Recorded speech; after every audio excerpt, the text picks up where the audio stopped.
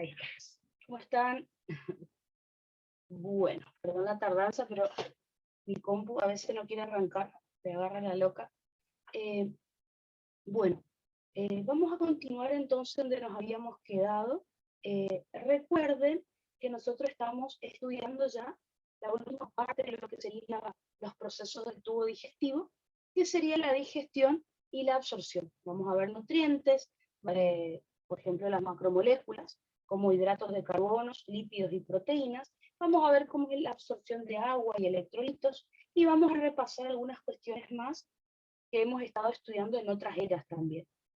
Ya comenzamos a dar digestión de hidratos de carbono. Recuerden que ya habíamos estudiado que el almidón comienza a digerirse en la boca por la amilasa salival, continúa digiriéndose la mayor parte del tiempo en el estómago, también por la amilasa salival o tialina, esos 20-30 minutos que el estómago todavía no realiza movimiento de mezcla, la amilasa salival continúa actuando. Y después estudiamos que la mayor parte de los hidratos de carbono se digiere a nivel del intestino delgado. Dijimos en duodeno y yeyuno. Entonces, de toda esta digestión de hidratos de carbono, recuerden que habíamos obtenido 80% de glucosa, 10% de galactosa y 10% de fructosa. Es decir, todos los hidratos de carbono sí o sí se absorben como su menor unidad, digamos, posible, que son los monosacáridos. Así que lo que vamos a hacer ahora es absorber estos monosacáridos que habíamos obtenido con la digestión. Veré que prendo la luz de mi pizarrón y ahí vemos cómo es la absorción. Recuerden que yo les había comentado que la absorción va a ocurrir hacia la sangre, ¿está? En duodeno y yeyuno también. Entonces, fíjense acá, como siempre, tenemos nuestros enterocitos de duodeno y de yeyuno. De este lado, como siempre, la luz del intestino delgado, y de este lado tenemos la sangre, tenemos los vasos sanguíneos. Entonces, vamos a absorber primero la glucosa, que es lo que va a ocurrir en la membrana apical en contacto con la luz del intestino delgado. En el caso de la glucosa, me parece que este tema, esto de los nutrientes, no les va a costar tanto, porque es casi lo mismo que vimos en renal, ¿no? Prácticamente lo mismo.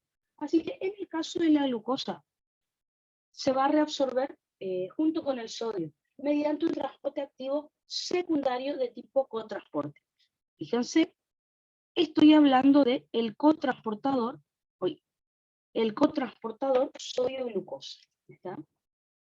Así que tanto el sodio como la glucosa, fíjense que van a ingresar al enterocito. Cotransportador sodio-glucosa.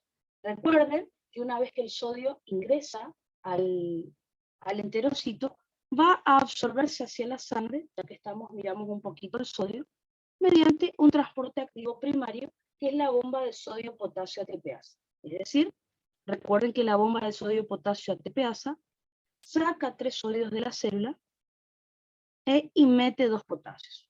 ¿No? De esa manera, fíjense cómo ese sodio que se absorbió con la glucosa, ya lo absorbimos hacia la sangre.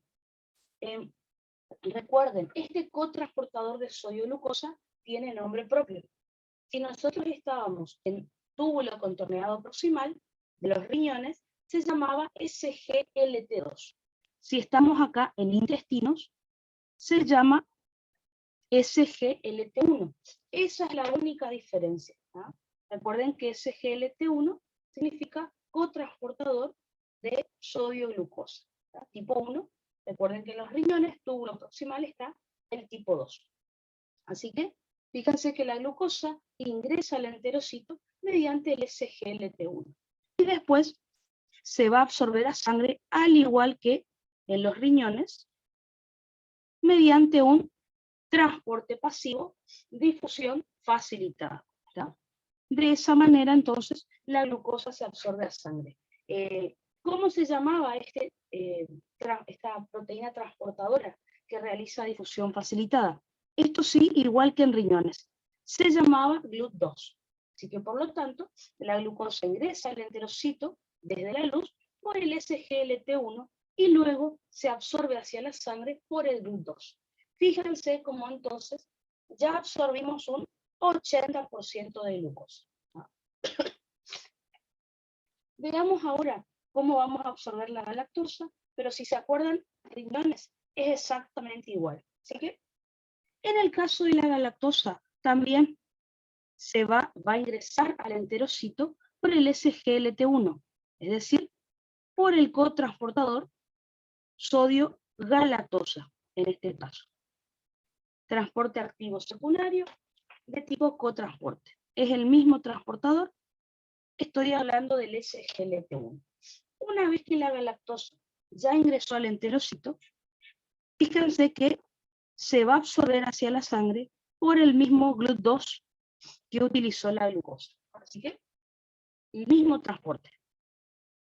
SGLT1 para ingresar al enterocito y después el GLUT2 para absorberse hacia la sangre. Con esto, fíjense cómo ya absorbimos un 10% de galactosa. Así que ya tenemos 90% de los monosacáridos ya absorbidos, 80% de glucosa, 10% de galactosa. Finalmente nos queda la fructosa, que al igual que en túbulo contorneado proximal de los riñones, no usaba transporte activo, sino que usa transporte pasivo. Recuerden ustedes que la fructosa, va a ingresar al enterocito por transporte pasivo, difusión facilitada. Estoy hablando entonces de un GLUT5, habíamos dicho, tal cual que en riñones. ¿Ah? Una vez que la fructosa ya está dentro de la célula, recuerden que esta fructosa no se va a absorber así como está hacia la sangre, sino que la tenemos que convertir en glucosa. Recuerden que la enzima que se va a encargar de esto se denomina isomerasa. ¿Ah? Así que isomerasa significa una enzima que convierte un isómero en otro. Recuerden que la fructosa es un monosacárido que tiene 5 átomos de carbono. Bueno, la isomerasa le agrega un átomo de carbono más y la convierte en glucosa. Así que por lo tanto, de esa manera, como ya sabemos, la glucosa ahora se va a absorber hacia la sangre mediante un GLUT2. ¿Ah? Y fíjense, de esa manera finalizamos la digestión y la absorción de hidratos de carbono. Si yo hubiera puesto acá túbulo contorneado proximal de los riñones, lo único que hubiera tenido que cambiar es este número. En vez de SGLT1, hubiera puesto SGLT2. Es lo único que me hace darme cuenta que esto no es riñones. ¿Tá? Lo único. Lo demás es exactamente igual. ¿Tá? Perfecto, entonces. Eso sería entonces en cuanto a la digestión de hidratos de carbono. A ver, esperen que...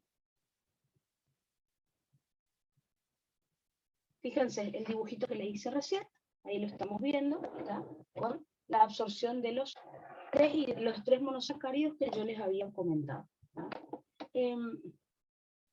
Eso era lo último que nos faltaba ver, que empezamos a ver en la clase anterior. Voy a apagar un ratito la luz. Ahora, otro de los nutrientes que nosotros tenemos que digerir y absorber en el intestino delgado son las proteínas. Entonces, así como hicimos con hidratos de carbono, nosotros diariamente lo que más consumimos son proteínas animales. Recuerden, están presentes en las carnes rojas, en el pollo, en el pescado, y también consumimos proteínas vegetales. Recuerden que las proteínas vegetales se van a encontrar presentes en las legumbres, como por ejemplo el poroto, los garbanzos, las lentejas. No sé si alguna vez escucharon nombrar que las lentejas son el reemplazo de la carne. Y mucha gente dice, pero ¿cómo puede ser que las lentejas reemplacen a la carne? Obviamente en el sabor no. Obvio que carne y lentejas no tienen el mismo sabor, pero la misma nutrición sí, tienen mucha cantidad de proteínas. Así que una hamburguesa de lentejas, por ejemplo, tiene abundante cantidad de proteína Por eso nos referimos a veces que reemplaza a la carne, entre comillas. Y después tenemos entonces a las arvejas, por ejemplo. Así que comencemos la digestión de estas proteínas. A diferencia de los hidratos de carbono, que la digestión ya comenzó en la boca, fíjense que la digestión de proteínas va a comenzar en el estómago. Así que a partir de ahí entonces vamos a comenzar.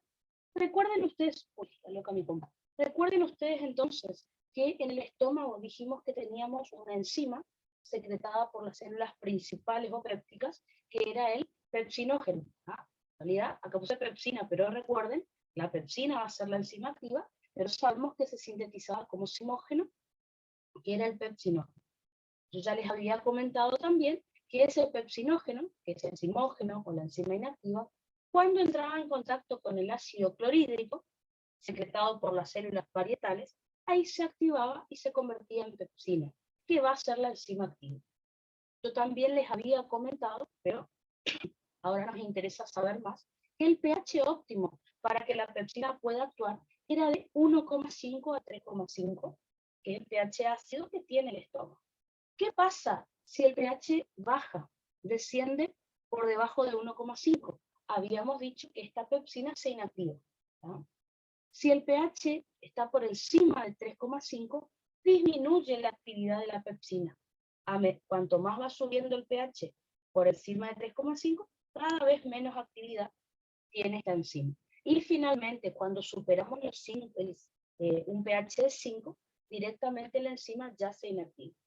¿Tá? Así que, como ya saben, esta pepsina es una proteasa.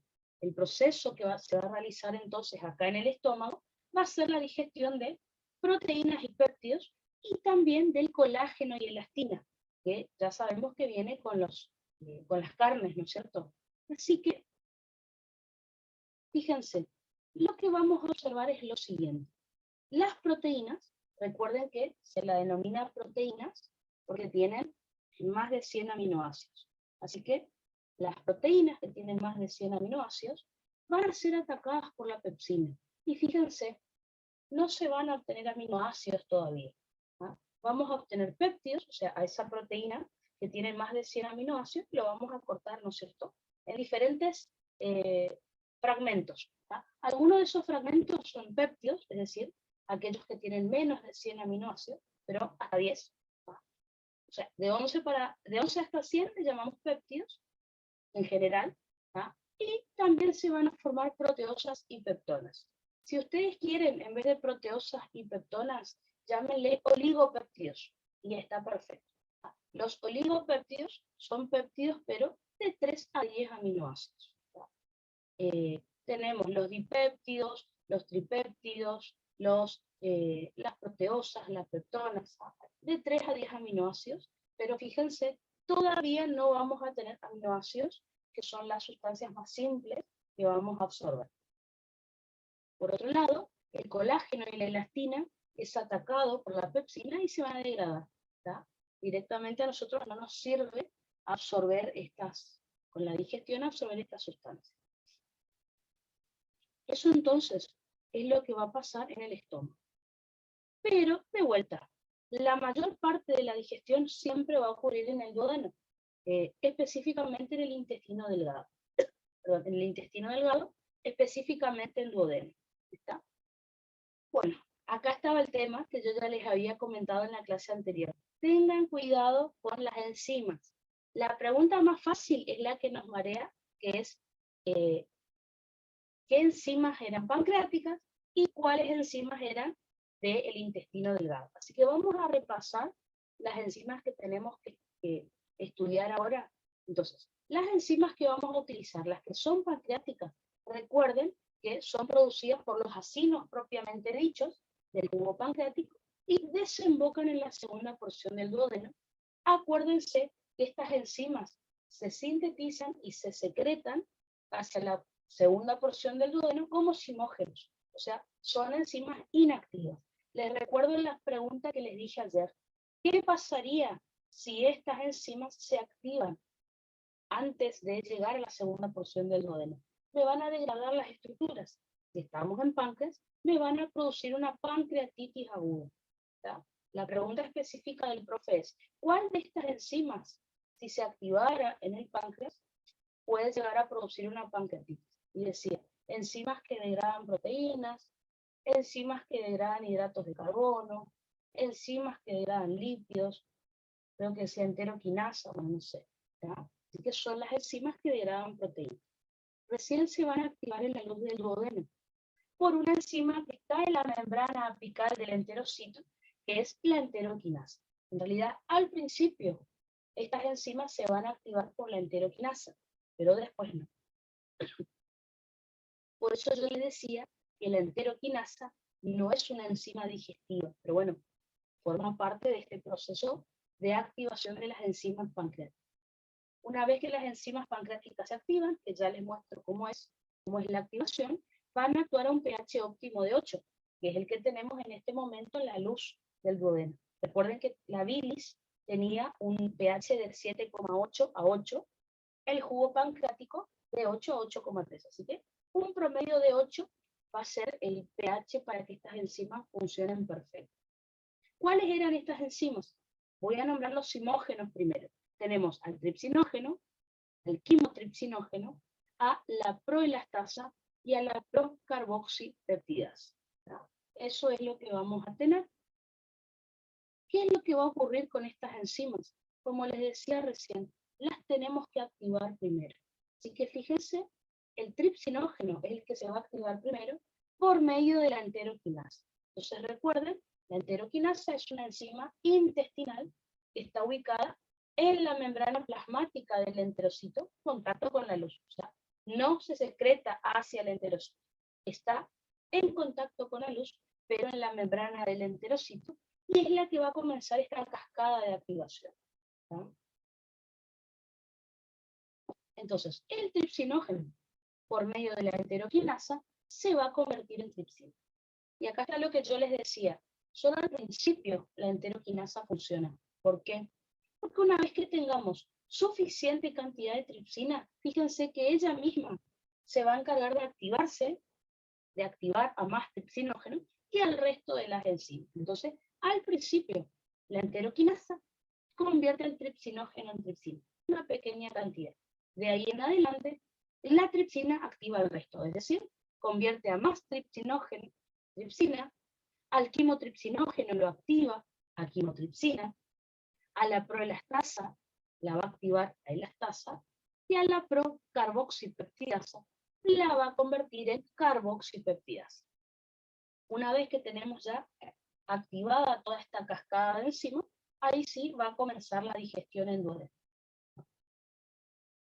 Y recordemos también a las enzimas intestinales. Recuerden, como ya les dije recién, que estas enzimas están ubicadas en la membrana plasmática del enterocito. En contacto con la luz, ya están activadas porque no están dentro de la célula y no se secretan. Como les dije, si ustedes llegan a encontrar en el jugo y del intestino, llegan a encontrar estas enzimas porque la célula ya se desprendió. Recuerden que las células del intestino se recambian cada 5 días, 7 días. ¿No? Su pH óptimo, igual que las enzimas pancreáticas, recuerden que es de 8, y estoy hablando de la enteroquinasa, que recuerden, no es una enzima digestiva, sino que activa a las enzimas pancreáticas. Ahora sí, tenemos a la dipeptidasa, a la tripeptidasa y a la aminopeptidasa. Entonces, ¿qué es lo que vamos a observar acá en el duodeno? ¿Qué procesos vamos a observar con todas estas enzimas que les nombré? Vamos a tener, por ejemplo, vamos a estudiar la digestión de proteínas y péptidos, que una parte ya había comenzado su digestión en el estómago. Y también la digestión de colágeno y elastina nuevamente. Entonces, veamos los procesos que se van a desarrollar acá. Por ejemplo, en primer lugar, vamos a tener las proteínas. O sea, el proceso que les voy a contar ahora es similar al que ya vimos en el estómago. Es decir, vamos a tener las proteínas que tienen más de 100 aminoácidos, que van a ser atacados en este caso no por la pepsina que vimos en el estómago, sino por la tripsina y por la quimotripsina, por cualquiera de las dos. Estas proteínas, al ser atacadas por la tripsina y la quimotripsina, se van a convertir, van a escindir a péptidos que tienen menos de 100 aminoácidos y a proteosas y peptonas que tienen entre 3 a 10 aminoácidos. ¿Qué hacemos con esos péptidos? Bueno, con esos péptidos que les conté pueden pasar varias cosas. Un péptido podría ser atacado por una carboxipeptidasa. Yo recuerdo que en bioquímica la profe le separaba a las enzimas, a las proteasas en endopeptidasas o exopeptidasas. ¿Ah? Las exopeptidasas, recuerden que son las que atacan desde los extremos, amino o carboxilo de estas proteínas. Y las endopeptidasas son las que cortan lo mejor por el centro. ¿Sabes? Me dividieron una proteína en dos, por ejemplo. Entonces, por ejemplo, la tripsina, la quimotripsina son endopeptidasas. ¿Por qué? Agarran una proteína de 100 aminoácidos y la pueden cortar en dos tranquilamente por el centro de la molécula. ¿Ah? Son endopeptidasas. En cambio, la carboxipeptidasa y la aminopeptidasa son exopeptidasas, o sea, atacan por los extremos. En el caso de la carboxipeptidasa, recuerden que era una enzima pancreática, ¿está? ¿Qué es lo que hace? Ataca por el extremo carboxilo de la proteína. ¿De qué manera? Va sacando de a un aminoácido por vez.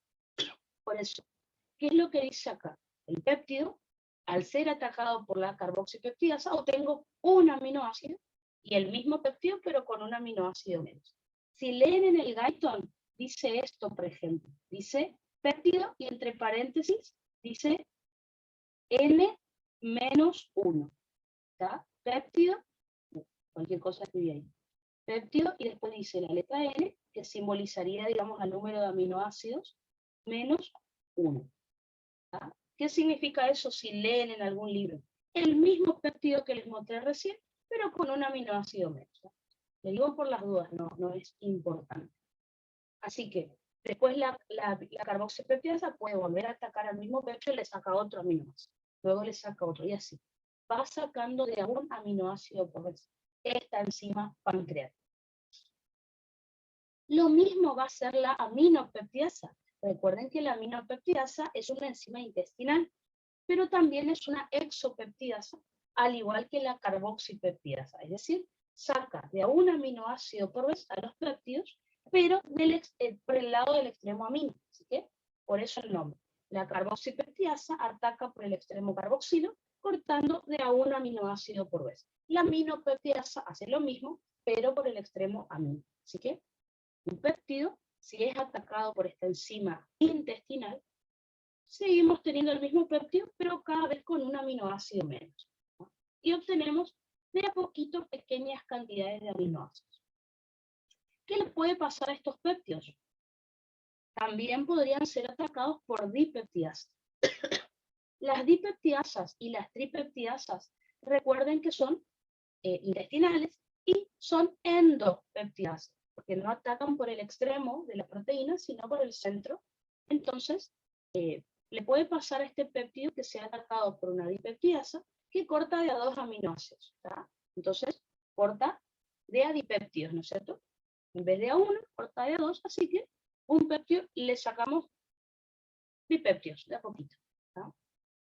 Ese péptido, en vez si es atacado por una tripeptidasa, es lo mismo, pero esta tripeptidasa corta de a 3 aminoácidos. Así que ese péptido le sacamos tripéptidos, ¿no es cierto? De a poquito, de a 3 aminoácidos.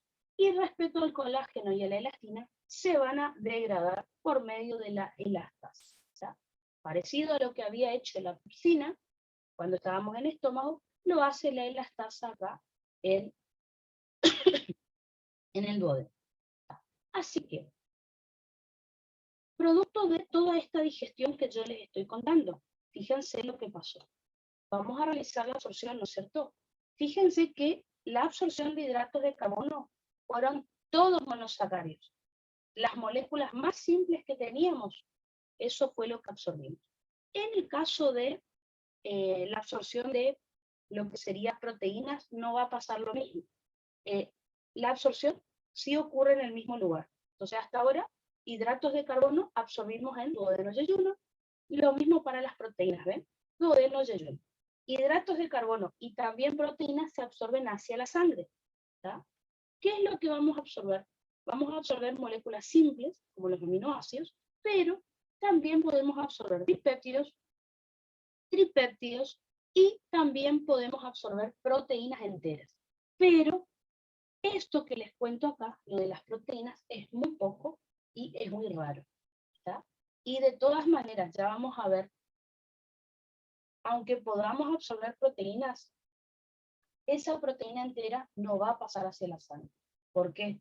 Porque si se absorbe una proteína entera hacia la sangre, el sistema inmune la puede reconocer como extraña y desencadenar una respuesta autoinmune, una enfermedad autoinmune. Así que si es que absorbo proteínas, es hasta el enterocito, y ahí la proteína se degrada de todas maneras a aminoácidos.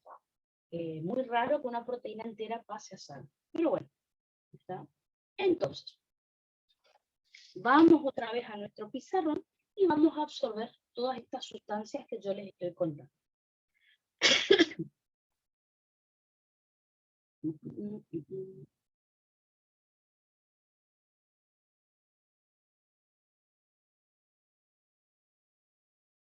Entonces, vamos a nuestro pizarrón nuevamente. Recuerden que hace un ratito habíamos visto cómo se absorbían los hidratos de carbono. Vamos a ver ahora cómo se absorben las proteínas. Así que nuevamente tengo acá mi dibujito del enterocito de duodeno y yeyuno, ¿no es cierto? Donde de este lado, como siempre, tenemos la luz del intestino delgado y de este lado tenemos la sangre. Entonces, ¿qué es lo que vamos a hacer? Comencemos por los aminoácidos primero. En el caso de los aminoácidos, van a ingresar al enterocito por un transporte activo secundario de tipo cotransporte, perdón. Estoy hablando del cotransportador sodio-aminoácidos. Recuerden que acá no va a tener nombre propio, ¿no? No era como el caso del SGLT1. Cotransportador sodio-aminoácidos, ya sabemos que luego el aminoácido el sodio, perdón, se va a absorber en la sangre mediante la bomba de sodio-potasio ATPasa, que saca 3 sodio de la célula y al mismo tiempo, fíjense cómo ingresa 2 potasio. Así que ya tenemos el sodio que acompañó los aminoácidos, ya lo tenemos en sangre, y los aminoácidos entonces van a pasar hacia la sangre, se van a absorber a sangre mediante transporte pasivo, difusión simple. Recuerden, lo que era hidratos de carbono era transporte pasivo, difusión facilitada. Estos son proteínas transportadoras. Recuerden que esto es difusión simple, son proteínas canal. ¿Tá? Así que, de esa manera, fíjense cómo ya tengo los aminoácidos en sangre. Dijimos que podíamos absorber también dipéptidos y tripéptidos. Por lo tanto, el mecanismo de transporte acá va a ser exactamente igual que aminoácidos. Es decir, vamos a tener el cotransportador sodio dipéptido. Vamos a tener también el cotransportador sodio tripéptidos. De esa manera, entonces, ingresan al enterocito los dipéptidos y tripéptidos que también se podían absorber. Una vez que tenemos, por ejemplo, los dipéptidos dentro del enterocito, van a ser estos dipéptidos atacados por enzimas y convertidos a aminoácidos, ¿no es cierto? O sea, 2 aminoácidos voy a obtener acá. La enzima, recuerden que es una peptidasa, así que fíjense que dentro del enterocito vamos a tener también enzimas que van a realizar las reacciones. Así que si alguna sustancia no se digirió completamente en la luz del intestino, fíjense que acá las convertimos en aminoácidos. Y como ya sabemos, los aminoácidos se van a absorber hacia la sangre por transporte pasivo, difusión simple.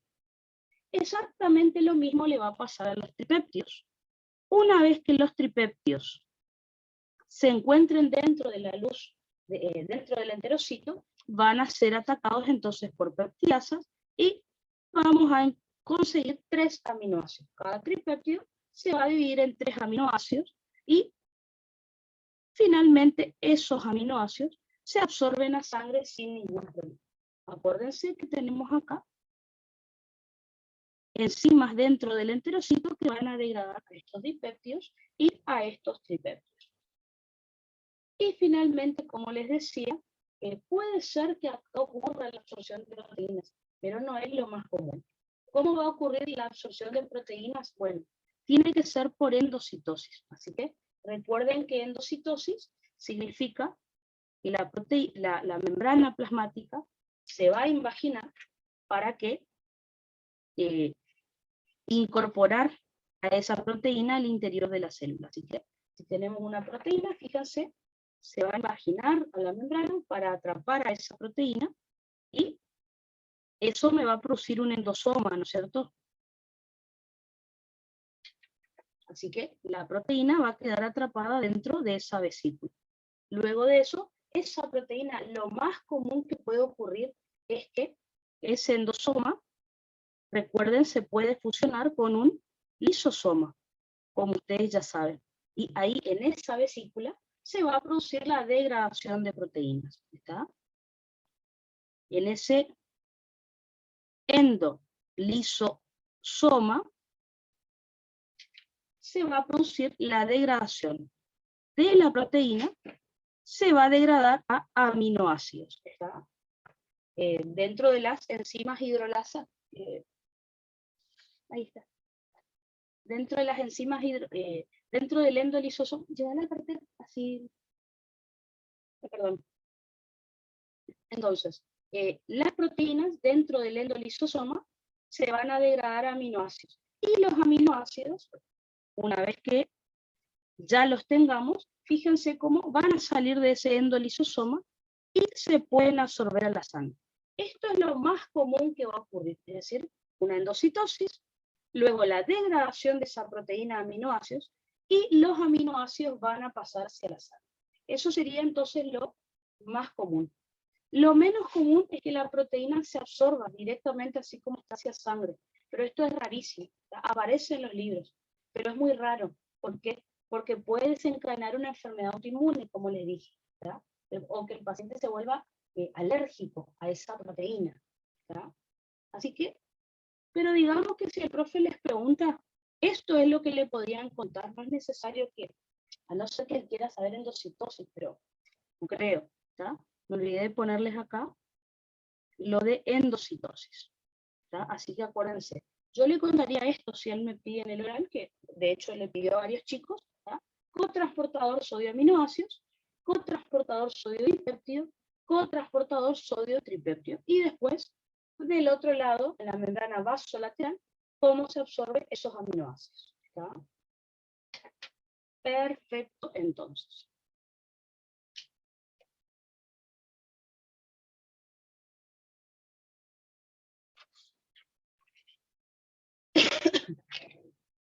Entonces,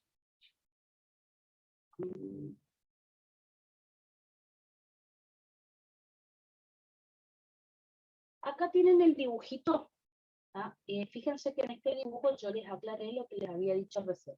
Cotransportador, sodio aminoácido, sodio dipéptido, sodio tripéptido. Son todos transportes activos secundarios de tipo cotransporte. Y del otro lado obtenemos aminoácidos que se van a absorber por transporte pasivo, difusión simple. Y acá está lo que yo les decía de las proteínas. Justo esto que dibujé acá es lo más raro, según lo que leemos en los libros. Que la proteína se endocite por un lado, o sea, haga endocitosis, y luego haga exocitosis por el otro lado. Lo más común entonces es lo que les dibujé recién, que la proteína se endocite, obviamente, se convierta, se degrade aminoácido, y el aminoácido es el que se va a absorber hacia la sangre. ¿Puede pasar esto que dibujé acá? Que una proteína haga endocitosis por un lado y salga por exocitosis por el otro lado. Sí, pero es raro esto. ¿Tá? A ver. El profe que preguntó en el oral, preguntó digestión, hablame de la digestión de proteínas. Así que tenían que empezar a contarle todo desde que comenzamos a hablar de proteínas. A otro chico le preguntó, háblame de la digestión de hidratos de carbono. Digestión y absorción, obviamente. Así que, desde que comenzamos a estudiar ayer hasta que se absorbía el intestino, le tenían que contar. A otro chico, eso fue el año antepasado, le preguntó digestión y absorción de lípidos, por ejemplo. Eso, bueno, depende de lo que toca. Pero bueno, fíjense que lo que ustedes estudiaron en bioquímica, así que no es raro lo que estamos viendo acá. Incluso la doctora Heuer, para enseñarle estas cosas, prácticamente usa los mismos libros de fisiología, porque es eso. ¿No? A ver. Perfecto, entonces.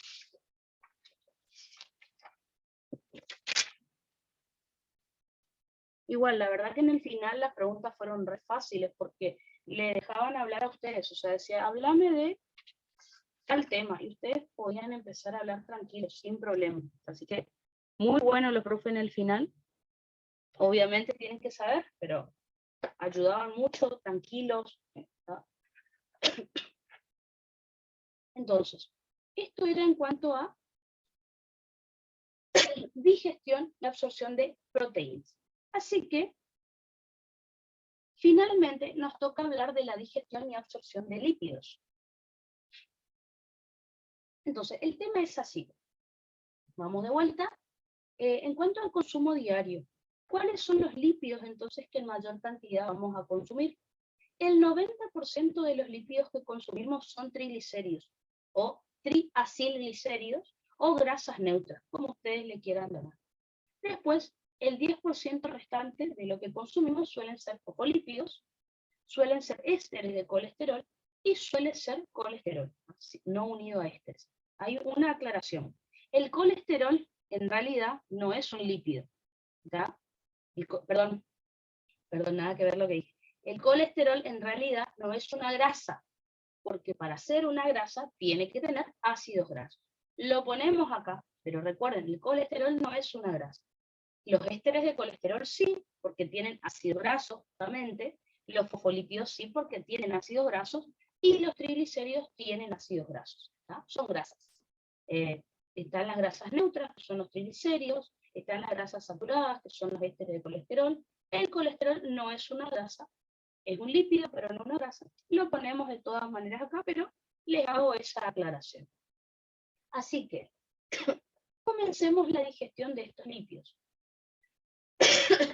Al igual que los hidratos de carbono, la digestión de los lípidos ya va a comenzar en la boca. Recuerden ustedes que cuando hablamos de saliva, yo les comenté que en la boca, aparte de la amilasa salival, se secreta otra enzima digestiva que es la lipasa lingual.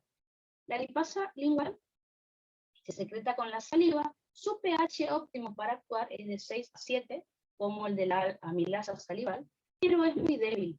O sea, rápidamente se inactiva. Así que a lo mejor comienza algo de digestión de triglicéridos, pero cuando llega al estómago se inactiva. O sea, la amilasa salival, por ejemplo, dijimos que podía seguir actuando al estómago, digiriendo al almidón. No, esta no. La verdad que es bastante débil y se inactiva rápido. Entonces, ¿qué proceso vamos a observar en la boca? Vamos a ver que mientras estemos masticando el alimento, se va a digerir solamente el 10% de los triglicéridos. ¿Qué es lo que va a ocurrir? El triglicérido, o el triacilglicérido, va a ser atacado por la lipasa lingual y va a perder un ácido graso. ¿ven?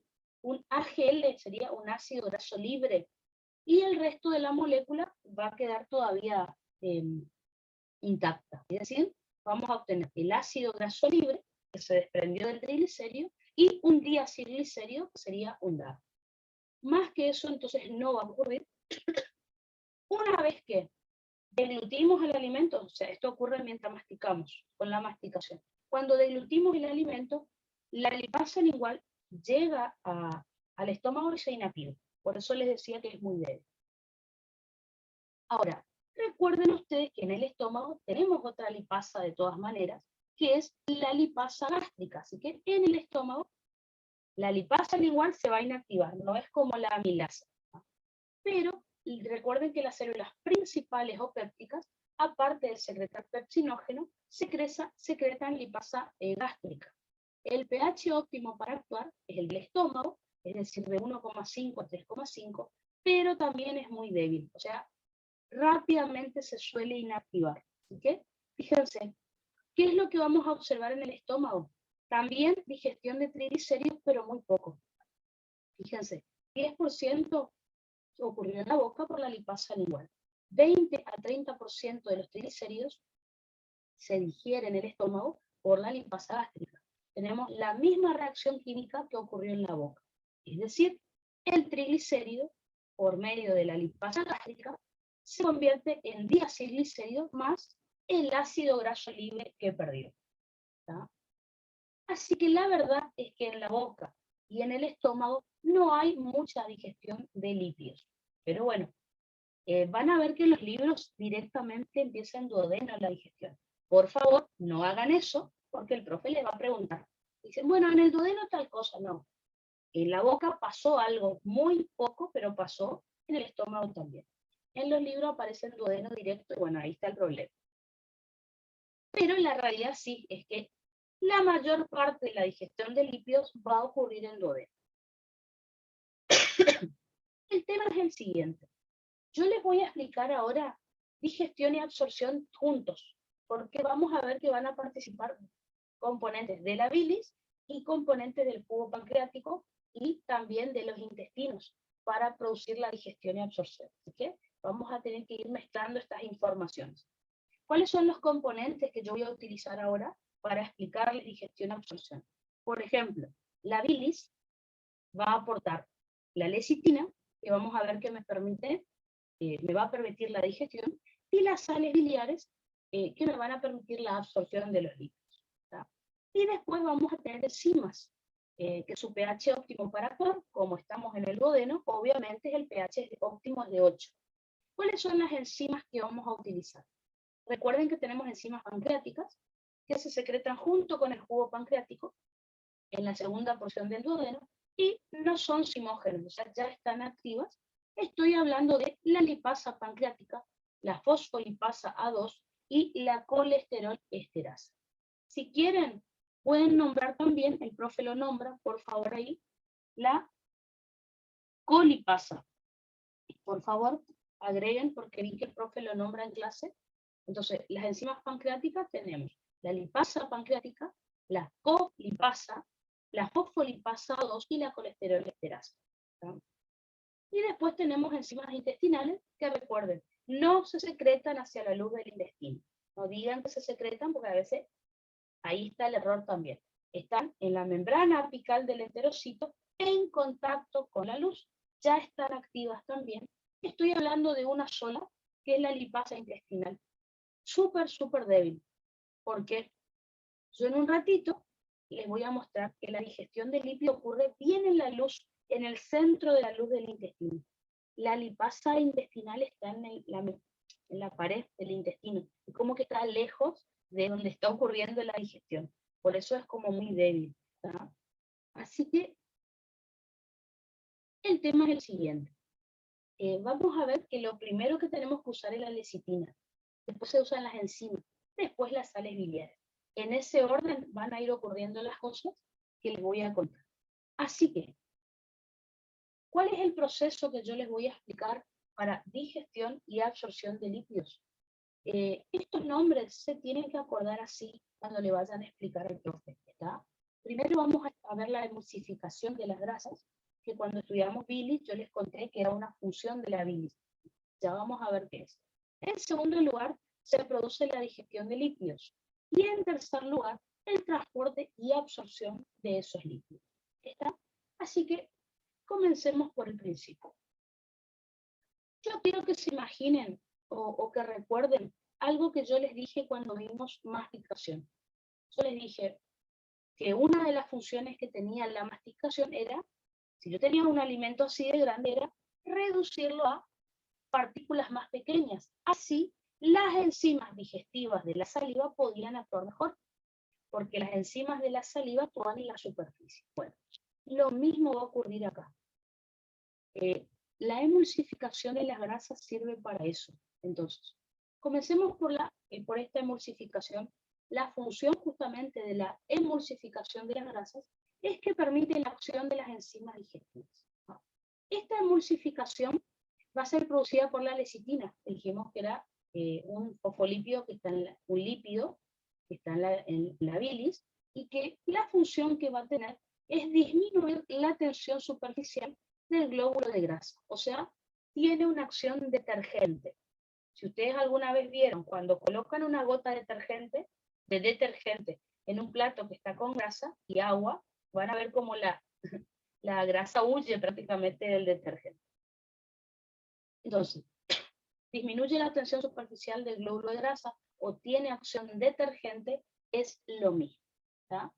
Así que yo quiero que se imaginen esto. Acá tienen un esquema de más o menos cómo ocurren las cosas. Fíjense que acá tenemos un glóbulo de grasa. Imagínense que cuando ustedes comen alimentos, en la luz del intestino tenemos gotas gigantes de lípidos. ¿Cuál va a ser el problema? Que las enzimas digestivas, como solo atacan en la superficie, les va a costar digerir todo ese gran glóbulo de grasa. Entonces, fíjense lo que va a pasar. A esta gran gota de grasa que yo les puse acá, por favor, esto no es una micela. No hablen de micelas acá, porque las micelas las producen las sales biliares.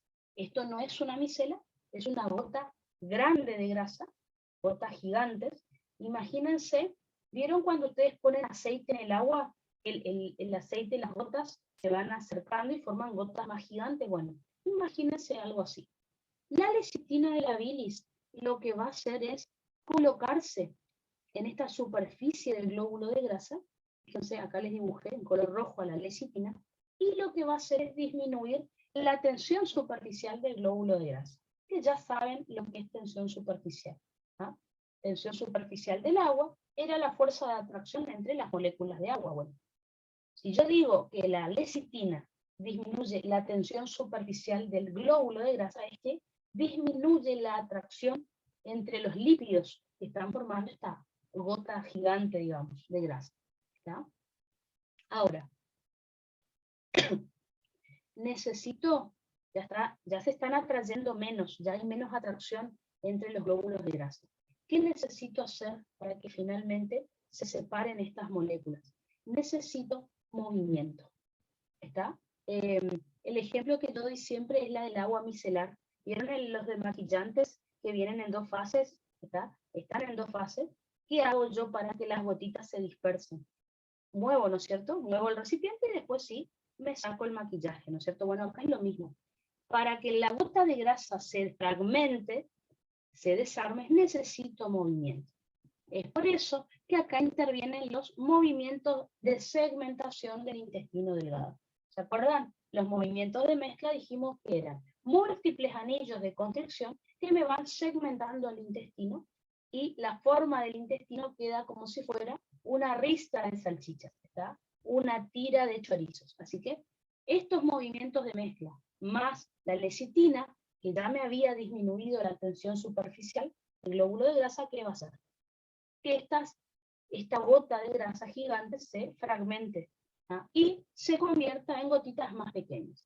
Ustedes piensen que si ahora tengo gotitas más pequeñas de grasa, va a ser más fácil para las enzimas intestinales, ven, atacar esto, que es más chiquitito, y digerirlo, que las enzimas digestivas, y hacer esto, digerir esta gota gigante. ¿Ah? Entonces lo mismo que la masticación. Yo tenía un alimento así de grande, mastiqué el alimento y quedaron fragmentos más pequeños que son más fáciles de digerir. Acá es lo mismo.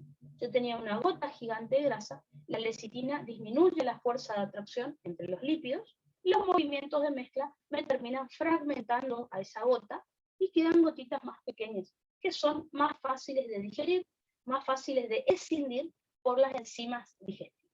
Entonces, eso es la emulsificación de las grasas. Ahora sí, ya tengo gotitas pequeñas que pueden ser fácilmente atacadas por las enzimas digestivas. Por lo tanto, vamos a pasar al segundo paso, que es la digestión de los lípidos. Recuerden que la digestión de los lípidos va a ser producida por enzimas tanto pancreáticas como intestinales, habíamos dicho. ¿Qué es lo que vamos a realizar acá? Vamos a digerir, recuerden, 10% de los triglicéridos ya se comenzaron a digerir en la boca por la lipasa lingual. 20%, 20% de los triglicéridos continuaron su digestión en el estómago por la lipasa gástrica. Ahora me queda el 70 al 80% de los triglicéridos que se van a digerir acá en el duodeno. Y después fosfolípidos y ésteres de colesterol, el 100%, porque anteriormente no se habían digerido. Así que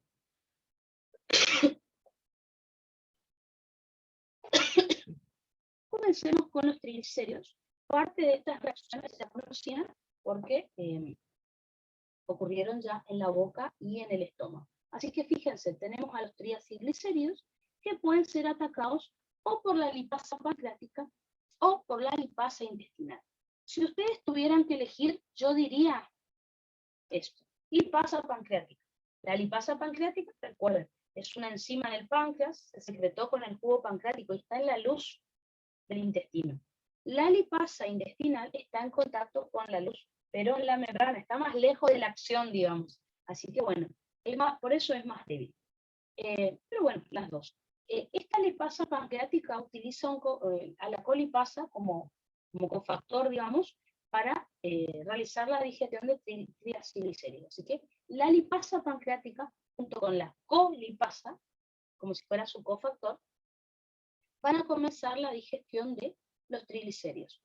¿Qué es lo que vamos a ir haciendo? Al triglicérido le vamos a ir sacando de a un ácido graso por vez. Entonces, si yo tengo un triacilglicérido, es decir, una sustancia que está formada por un glicerol y 3 ácidos grasos, le voy a sacar un ácido graso al principio y va a quedar un diacilglicérido, o sea, una molécula con 2 ácidos grasos.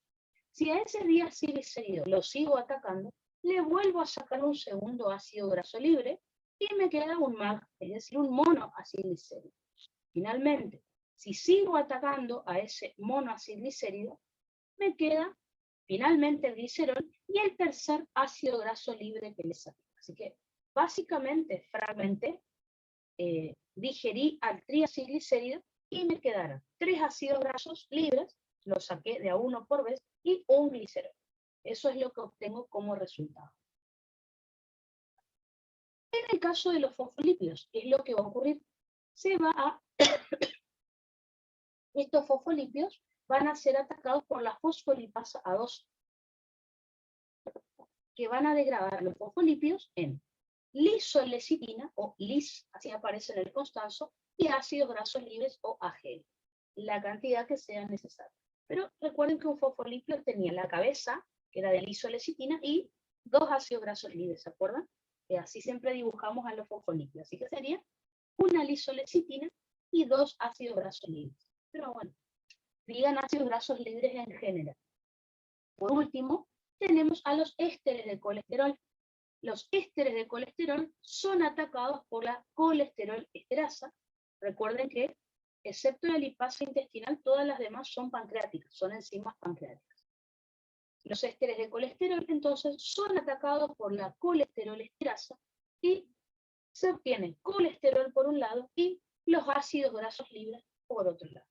¿Ah? Así que, como pueden ver, tengo todo moléculas simples que absorber. ¿Qué es lo que va a ocurrir ahora? Ahora sí, vamos a ver el tercer paso, que es el transporte y la absorción de los lípidos. Para esto vamos a necesitar otra vez de la bilis, específicamente de las sales biliares. ¿Ah? Entonces, para la emulsificación de las grasas, necesitamos la lecitina de las sales biliares. Para la digestión de estas grasas, necesitamos a las enzimas pancreáticas e intestinales. O sea, principalmente al jugo pancreático, en realidad, que tiene las enzimas más importantes. Y después, para el transporte y la absorción de los lípidos, necesitamos a la bilis de vuelta por las sales biliares. Entonces, ¿qué es lo que vamos a hacer acá? Vamos a absorber todos los lípidos que obtuve hace un rato en duodeno y yeyuno. Entonces, repasemos. Los hidratos de carbono se absorbían en duodeno y yeyuno hacia la sangre. Las proteínas, bueno, los aminoácidos, dipéptidos, tripéptidos, se absorbían en duodeno y yeyuno hacia la sangre también.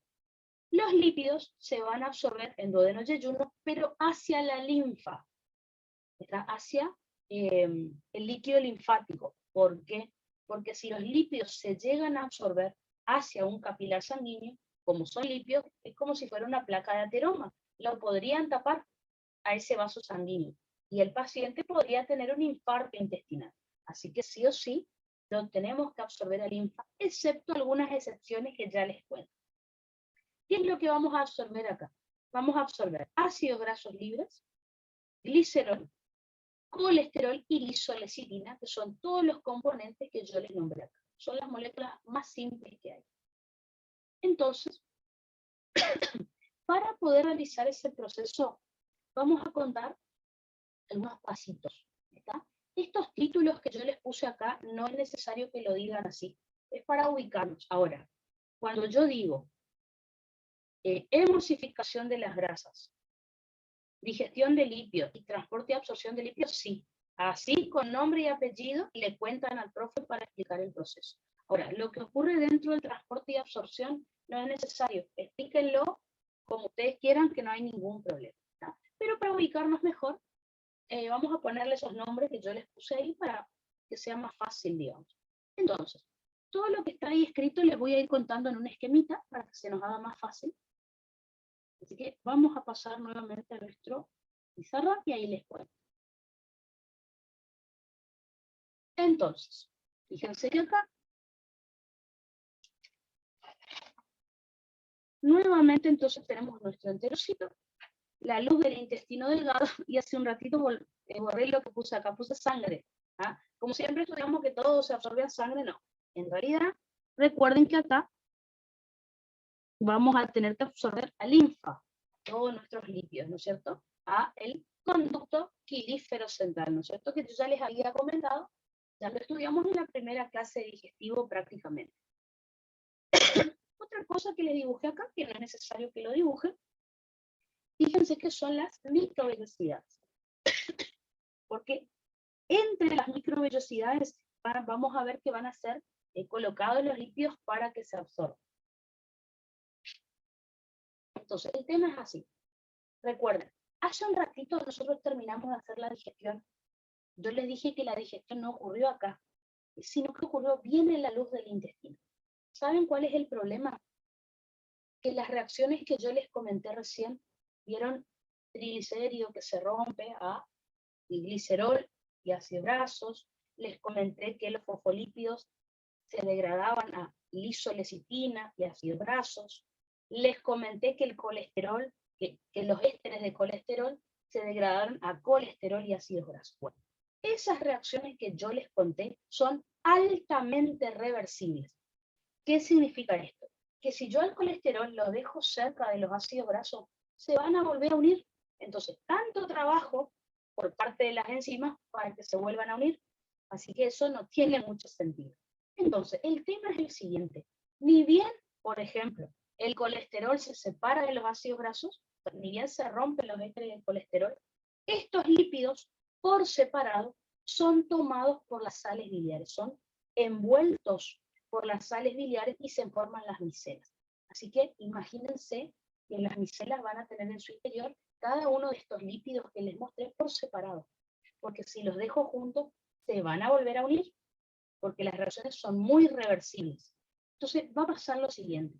A medida que se van digiriendo los lípidos, las micelas, las sales biliares, van envolviendo a estos lípidos, forman micelas y ya los llevan hacia el enterocito para que se absorban. Así que, como primer paso, vamos a ponerle letras, porque ya de números estuvimos hablando. Entonces, como primer paso, ustedes imagínense que solo ácidos grasos o solo ésteres de colesterol, solo ácidos grasos, solo colesterol, solo glicerol, solo lisolecitina, por separado. Entonces, imagínense entonces que tenemos estos lípidos que yo les dije. Bueno, estos lípidos inmediatamente van a ser rodeados de esta manera por las sales biliares, ¿verdad? Que son las que estoy dibujando acá en color negro. Por eso yo no quería que se confundan cuando hablamos de emulsificación de las grasas. Así que se forma la micela, es decir, Las sales biliares, que son las que están ahí en color negro, envuelven a, por ejemplo, todo colesterol y lo transportan. Ustedes imagínense que las micelas, las sales biliares, funcionarían a modo de taxi. Van a llevar a los lípidos, los van a depositar acá, en el espacio que hay entre las microvellosidades, y se van a separar de esos lípidos. ¿Por qué? Quiero que recuerden esto. Porque a veces al mirar este dibujo, uno piensa que las sales biliares se absorben acá. Y ese es el error que cometemos en el examen. El profe les pregunta a los choice, ¿en qué parte del tubo digestivo se absorben sales biliares? Y queremos poner duodeno yeyuno. Y no, las sales biliares se absorben en ilion distal, no acá. Acá funcionan solo a modo de taxi. Así que fíjense, se forman las micelas, luego esas micelas lo que hacen es transportar a los lípidos hacia el espacio que hay entre las microvellosidades. Si no quieren dibujar eso, no hay problema. Llevan a los lípidos hacia la membrana apical del enterocito. Pero esas sales biliares vuelven a la luz otra vez para captar más lípidos. Así que se forma la micela. Podemos poner, si quieren, acá como punto A, ¿no es cierto? No sé, se forma la micela, esa micela transporta los lípidos hacia la membrana apical del enterocito, sobre todo el espacio que hay entre las microvellosidades, deja los lípidos ahí para que se absorban, y las sales biliares vuelven. Así que las sales biliares se desprenden de esos lípidos y vuelven hacia la luz para captar más lípidos y volver a hacer lo mismo. ¿Está? Pero las sales biliares no se absorben en duodeno yeyuno. Lo tenemos anotado más adelante para que no se olviden, porque es pregunta de examen y todo creo que le hemos errado esa pregunta cuando el profe la hace. No pensamos que acá se absorbe. No. Perfecto, entonces. Una vez que ya hicimos la formación de micelas y el transporte de los lípidos hacia la membrana apical del enterocito, se va a producir. Recuerden, estamos hablando de lípidos, así que se produce la absorción de estos lípidos hacia el interior del enterocito. Como son lípidos, son liposolubles, así que van a ser transporte pasivo, difusión simple, a través de la bicapa lipídica. No hay ningún problema. Ahora, quiero que piensen en lo siguiente. ¿Qué había evitado que acá se vuelvan a unir las sustancias que yo había digerido? Las micelas. Piensen qué va a pasar acá. Una vez que estas sustancias se absorbieron y están solas, se van a volver a unir porque las micelas, las sales biliares, habían evitado que el colesterol se una a los ácidos grasos, que el glicerol se una a los ácidos grasos. ¿Está? Una vez que las sustancias ya están dentro del enterocito, como les dije, las reacciones son altamente reversibles, así que se vuelven a unir. Se produce la reesterificación. ¿Está? ¿En qué consiste entonces la reesterificación? Vamos a decir que, por ejemplo, los ácidos grasos libres se van a unir a colesterol y se forman los ésteres de colesterol. Por otro lado, los ácidos grasos libres se van a unir al glicerol.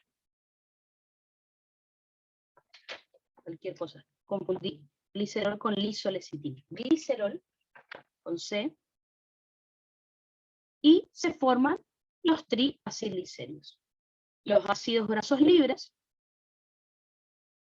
se van a unir a la lisolecitina y se van a formar los fosfolípidos.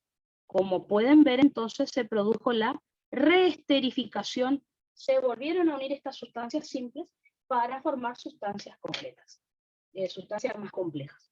A esto le vamos a llamar reesterificación. No necesité de ninguna enzima porque son reacciones altamente reversibles. ¿Está? Ahora, todas estas sustancias que se volvieron a formar acá, los ésteres de colesterol, los triglicéridos y los fosfolípidos, ahora van a pasar a formar parte del kilomicrón. Recuerden ustedes que acá, en el intestino delgado, se sintetiza el kilomicrón, ¿cierto? Que es una lipoproteína, así que todas estas sustancias que se volvieron a unir, que se volvieron a reesterificar, van a formar parte del kilomicrón. ¿Está? A ver, perfecto. Y finalmente, recuerden, una vez que se sintetiza este kilomicrón, sabemos que va a pasar a linfa, específicamente al conducto quilífero central. ¿Está? Y ahí finalmente entonces se produce la absorción del kilomicrón hacia la linfa. Recuerden, de todas maneras, esto en algún momento va a desembocar en sangre, ¿no es cierto? Acuérdense que la linfa, después en algún momento, desemboca en el conducto torácico, y ustedes ya saben que el conducto torácico desemboca en el confluente yugulo-subclavio, es decir, el punto donde se unen la vena yugular y la subclavia, así que va a llegar, se va a absorber a sangre en algún momento, pero va a llegar allá en venas. Las venas, como son más grandes, no va a haber ningún problema, no se va a tapar la vena. En cambio, si esto se llega a absorber hacia la sangre, me va a tapar los capilares sanguíneos y el paciente va a tener un infarto intestinal. ¿Tá? Que obviamente que eso no queremos. ¿Tá? A ver, preguntitas. Sí, explico de vuelta. Igual lo iba a repasar, tranqui. ¿Tá? Así que de esta manera entonces absorbimos los lípidos hacia la linfa, no hacia la sangre, como veníamos haciendo con el resto. ¿Tá? A ver dónde dejé el... Perfecto. Entonces, vamos a repasar todo lo que estuvimos diciendo. ¿Tá? Ustedes lo tienen escrito ahí en el pizarrón, pero bueno, les quería explicar entonces paso por paso. Entonces, fíjense. Lo primero que yo les expliqué es la formación de micelas. Y como les dije, iba a estar a cargo de las sales biliares. ¿Qué hacen entonces las sales biliares? Rodean a los lípidos digeridos, o sea, colesterol por un lado, ácido graso por el otro lado, glicerol por otro lado, lisolecitina por otro lado. Y se forman estas micelas, ¿ven? Esto está ocurriendo en la luz del intestino delgado. Fíjense acá, está el dibujito que yo les decía, ¿ven? Acá tenemos la micela, ¿tá? Se formó la micela. ¿Qué va a pasar a continuación? Dice, transporte y absorción de lípidos. En el transporte y absorción de lípidos, las sales biliares, es decir, las sales biliares que formaron las micelas, van a transportar los lípidos hacia la membrana apical de los enterocitos. ¿Tá? Recuerden, esto estaba ocurriendo en la luz, ¿no es cierto? Así que, por lo tanto, las micelas funcionan a modo de taxi, como yo les digo. Solo transportan los lípidos hacia la membrana apical, pero ellas después se desprenden de esos lípidos y vuelven otra vez hacia la luz para formar más micelas. ¿Tá? Así que, como ven acá, las sales biliares transportan los lípidos hasta la membrana apical de los enterocitos. Los lípidos son depositados en el enterocito y atraviesan la membrana plasmática por transporte pasivo, difusión simple a través de la bicapa lipídica. Y las sales biliares no se absorben en duodeno y yeyuno. Vuelvo a repetir por cuarta vez porque es la pregunta de examen que todos contestamos mal. ¿Está? Las sales biliares se absorben en ilion, no acá. Solo depositan los lípidos en el duodeno, yeyuno, y vuelven hacia la luz y forman más micelas. Así que fíjense que acá en el dibujito vemos que la micela va hacia la membrana apical del enterocito. Acá no dibujé las microvellosidades, pero no importa. Generalmente los lípidos quedan entre dos microvellosidades. Y fíjense, las sales biliares vuelven hacia la luz. ¿Qué ocurre a continuación? Una vez que se producía la absorción, fíjense, el próximo paso, recuerden, estos nombres, si ustedes no quieren, no le digan al profesor. Yo le puse a modo de título como para acordarnos más o menos por pasos qué es lo que va a ocurrir. Usted cuéntenle así, sin problema, sin estos títulos. ¿Ah? O si quieren con título, tampoco hay drama. A continuación dijimos que se producía la reesterificación. Es decir, como les dije, ¿por qué hicimos este proceso de formación de micelas? Porque el colesterol se une rápidamente a los ácidos grasos para formar ésteres de colesterol. O sea, todas las reacciones todos los lípidos que yo había digerido, se atraen mucho y se quieren volver a unir, se quieren volver a formar las sustancias que yo había degradado. Ahora, gracias a las micelas esto no ocurrió en la luz, pero una vez que yo dejé a los lípidos sueltos, solos, digamos, dentro del enterocito, se van a volver a unir. O sea, los lípidos vuelven a unirse en el citoplasma del enterocito porque sus reacciones son altamente reversibles. ¿Ah? 3 ácidos grasos libres, entonces se vuelven a unir con el glicerol y forman el triacilglicérido. Los ácidos grasos libres, generalmente 2, se unen a la lisolecitina y forman los fosfolípidos, y los ácidos grasos libres se unen al colesterol y forman los ésteres de colesterol. Fíjense que acá tenemos entonces sintetizados los nombres, las sustancias que se forman. Así, con estos símbolos, recuerden que aparecen en el constanzo, como para hacerlo más simple. Y yo acá en el dibujito lo puse como paso D y E, pero no importa. Como último paso, tenemos la síntesis de kilomicrón y el pasaje a linfa. ¿Tá? Entonces, fíjense, los ésteres de colesterol, los triglicéridos y los fosfolípidos van a pasar a formar parte del kilomicrón, que recuerden que es una lipoproteína. ¿Tá? Luego, este kilomicrón se va a absorber a linfa a través del conducto pilífero central, que va a estar ubicado en la vellosidad. Microvellosidad no, vellosidad, que es lo que yo ya les conté en la primera clase de digestivo. Ahora les vuelvo a mostrar. El kilomicrón de todas maneras, o sea, estos lípidos de todas maneras van a llegar a sangre a través de venas, es decir, a través del confluente yúgulo-subclave. Así que, fíjense que finalmente tengo hidratos de carbono, lípidos y proteínas en sangre. Los lípidos tardaron en llegar a sangre, pero llegaron. ¿Está? Y acá está, cuando yo les decía, fíjense, esto ya lo hemos estudiado antes. ¿Se acuerdan que era el mismo dibujo? A ver. ¿Se acuerdan que en el mismo dibujo, la otra vez que les mostré, yo les había dibujado acá la glándula de Lieberkühn, por ejemplo? Si veíamos que era una vellosidad y que era una glándula de Lieberkühn. Bueno, ahora nos interesa, obviamente, la vellosidad. Yo les había pedido que no se confundan vellosidad con microvellosidad. Fíjense. ¿Ven este dibujito acá que yo les hice? ¿Ven este? ¿Ven que es el enterocito con las microvellosidades? No se vayan a confundir microvellosidad con vellosidad o válvula connivente, ¿no es cierto? Eso es la diferencia que yo les pedía, y no confunden. Fíjense, acá en el dibujo se van a dar cuenta. El dibujo del enterocito, de todos los enterocitos que yo estuve dibujando hasta ahora en la clase, fíjense lo que es. Esto.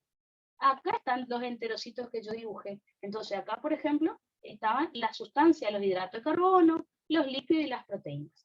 Yo les dije, por ejemplo, hidratos de carbono atravesaron ese enterocito, ¿ven? Acá está la membrana apical en contacto con las microvellosidades, y acá está la membrana vasolateral. Y fíjense, si ustedes ven acá tenemos vasos sanguíneos. Así que, cuando yo les dije que hidratos de carbono y proteínas se absorben a sangre, fíjense que se absorben a estos capilares sanguíneos que son fenestrados y están ubicados en la vellosidad. Ahora, recién yo les expliqué lípidos y les dije que los lípidos no se absorben a sangre. Los lípidos, ¿se acuerdan? Eran depositados acá, en la membrana apical, se reesterificaban dentro del enterocito, se sintetizaba el kilomicrón y se absorben a linfa, a este capilar linfático que tenemos en la vellosidad, que es el conducto pilífero central. Esa es la diferencia que tenemos que recordar. Fíjense que las estructuras que yo les estoy contando, ahora sí, lo vemos más en mayor tamaño, esto es una vellosidad, ¿no es cierto? Recuerden que la vellosidad estaba formada por la mucosa, ¿ven? La mucosa tiene epitelio, después tiene lámina propia, y en su interior, ¿ven? Tenemos el conducto pilífero central, y tenemos capilares sanguíneos. ¿Ah? Así que hidratos de carbono y proteínas se absorbieron hacia los capilares sanguíneos que están pasando por esa vellosidad. Y los lípidos se absorben hacia el conducto pilífero central, que es un capilar linfático. Porque si se absorbieran a sangre, me taparían los vasos sanguíneos. ¿Tá? Y por último, como ven acá, que dentro de la vellosidad yo ya les había contado que teníamos también el músculo de Bruch. Recuerden entonces que el músculo de Brook era una prolongación de la muscular de la mucosa que iba hacia la vellosidad. Recuerden que este músculo, cuando se contrae, permite secreción de sustancias. En cambio, si se relaja, ocurre la absorción de sustancias, que es lo que estuvimos estudiando. Y acuérdense, el muscular de la mucosa es controlada por el plexo de Meissner, ¿no es cierto? Perfecto, entonces. Creo que sí. Con eso, entonces, terminamos la absorción de lípidos. Necesito saber si entendieron todo este mecanismo. Yo veo, o sea, a mí también me pasaba, yo veo que hidratos de carbono y proteínas no hay tanto drama. Incluso cuando hablamos de absorción, es parecido a intestino delgado, es parecido a riñón. Entonces, como que, bueno, no hay tanto problema. Esto es como más, y aparte todo el proceso de emulsificación de las grasas, digestión y luego absorción, como que va todo junto, y hay que ver qué parte hacía la bilis, qué parte hacía las enzimas digestivas. Es por esto que en el oral quizás les toque explicar esto. ¿Qué les pregunta el profe en el escrito? El profe en el escrito le da casos clínicos. ¿Qué caso clínico les pudo haber dado para que ustedes hayan estudiado esto y hayan contestado bien la pregunta? Les pregunto entonces, ¿qué pasa si al paciente le saco el páncreas? Piensen en lo que estuvimos estudiando recién. Al paciente le sacamos el páncreas. ¿Se imaginan qué problema puede llegar a tener el paciente? De acuerdo a lo que estudiamos del lípido recién, ¿qué les parece? ¿Qué podrían llegar a encontrar en este paciente? Le sacamos el páncreas. Y el profe le pone una serie de signos o síntomas como choice. ¿Qué buscarían ustedes en el choice para responder la correcta? Si al paciente le saco el páncreas, ¿cómo me doy cuenta que no está teniendo una buena digestión, absorción, lo que sea de lípidos? ¿Qué va a aparecer en ese paciente? Obviamente esteatorrea. Ustedes ya lo saben por bioquímica, el síntoma es la esteatorrea. ¿Por qué? Porque si no absorbo las grasas, las voy a eliminar por materia fecal, y eso me da esteatorrea, que eran las heces pastosas, malolientes, y bueno, por la alta cantidad de grasa que tiene. ¿Ya? Ahora, si el profe le dice, no tengo, le saco el páncreas al paciente. ¿Qué parte del proceso no va a ocurrir? Obviamente la digestión. Pero imagínense, el paciente no tiene vesícula biliar o el hígado del paciente funciona mal. No sé por qué motivo no recuerdan que la bilis también participa en la digestión y absorción de lípidos. No sé por qué, cuando piensan en esteatorrea piensan en páncreas nomás. El páncreas tiene las enzimas pancreáticas, pero si no tenemos bilis, primero, no vamos a poder realizar emulsificación de las grasas y las enzimas digestivas no van a funcionar bien si yo no hago emulsificación. Así que, si yo no tengo bilis, el paciente por algún motivo está, en el caso clínico del profe, el paciente no está produciendo una buena cantidad de bilis. ¿Qué le va a pasar a ese paciente? También va a tener esteatorrea, porque la bilis participaba en dos de los pasos que yo les conté, que es la emulsificación de las grasas y luego la absorción. Entonces, eso es lo que pregunta el profe. Si se fijan, varias preguntas de digestivo están relacionadas con eso. ¿Ah? El profe, de todo lo que les conté, te pregunta siempre, ¿qué pasa si al paciente le saco el ilio? ¿Qué pasa si al paciente le saco el estómago? ¿Qué pasa si al paciente le saco el páncreas? Entonces, ¿qué tienen que pensar ustedes? No se tienen que estudiar esto de memoria, tienen que decir, bueno, ¿qué procesos yo estudié en estómago? ¿Qué se digería ahí? Ah, claro, entonces esto va a fallar. Esto no se va a absorber, Profe, esto no se va a digerir. Eso es lo que tienen que razonar en el examen, no se asusten tanto, pero no estudien de memoria. Piensen cómo eso lo aplicarían a un paciente. Entonces, por ejemplo, si yo al paciente le saco el estómago, ¿qué es lo que estuvimos viendo en estómago? Estuvimos viendo, por ejemplo, secreción de ácido clorhídrico, secreción de factor intrínseco. Claro, el factor intrínseco era vitamina B2. Entonces, ¿qué va a fallar? Ah, claro, la absorción de vitamina B2. Por ejemplo, yo al paciente le saco el páncreas, a ver, ¿qué va a fallar? Digestión de hidrato de carbono, lípido y proteína. Me fijo si alguna de esas cosas figuran ahí. ¿Tá? Eso es lo que tienen que tratar de relacionar siempre, porque ahí veo que está el problema. ¿Tá? No es de memoria. Esto para un oral sí. El profe le dice, hablan de digestión de hidrato de carbono y le hablan todo lo que ustedes quieran. En el examen, piensen, si al profe le saca algún órgano al paciente, de todas las funciones que estudiamos. Alguna de ahí es la que falla en el choice que pone el profe. Bueno, ese sería lo más importante. ¿Sí? ¿Quién me había preguntado la duda? Decime. Yo era profe. ¿Sí? No recuerdo bien cuánto por ciento de triacilglicéridos se degradaban en el duodeno. Vos sabés que eso no encontré en el libro, no encontré en el Constanzo, así que es el único que me quedó sin porcentaje. Voy a ver si encuentro en algún otro libro, pero en el Constanzo habla así en general, ¿no? De hidrato de carbono y de proteínas sí vivía en el porcentaje, pero de lípidos habla así como en general, por eso es lo que me quedó incompleto, ¿está? Pero bueno, voy a ver si encuentro en algún otro lado, porque me quedé con esa duda también de qué porcentaje será lo que se absorbe, lo que se digiere en el intestino, ¿no? De última hora de la tarde, si encuentro en algún otro lado, les digo, ¿no? Ahora, Bueno, profe. Algunas cuestiones a tener en cuenta. Esto me gustaría que lo charlemos un poco. Y unos errores que yo cometí por acá. Bueno, les anoté, ya se los dije como 3 veces, porque es una pregunta choice y está por ejemplo, al paciente se le hace una cirugía y se le saca el ilion distal. Esa es una pregunta que siempre el profe hace. Bueno, tenemos que recordar qué cosas se absorben en el ilion distal. Una de esas cosas son las sales biliares.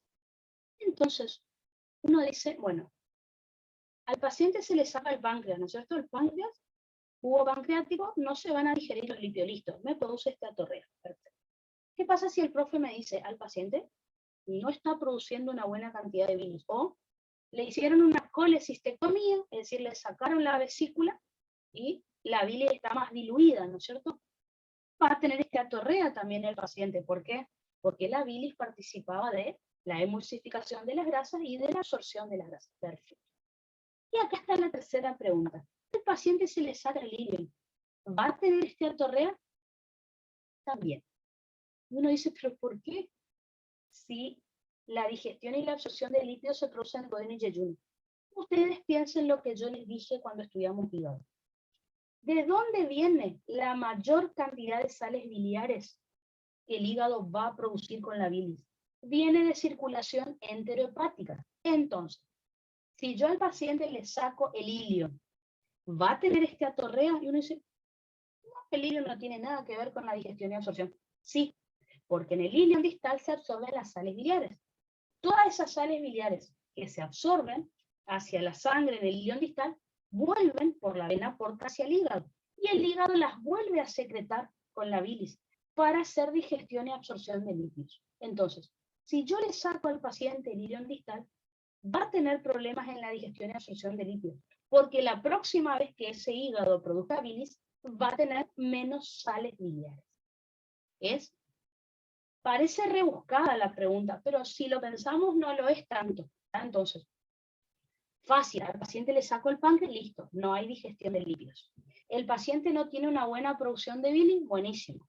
No hay emulsificación, ni hay absorción de lípidos, buenísimo. Al paciente le saco el ilion.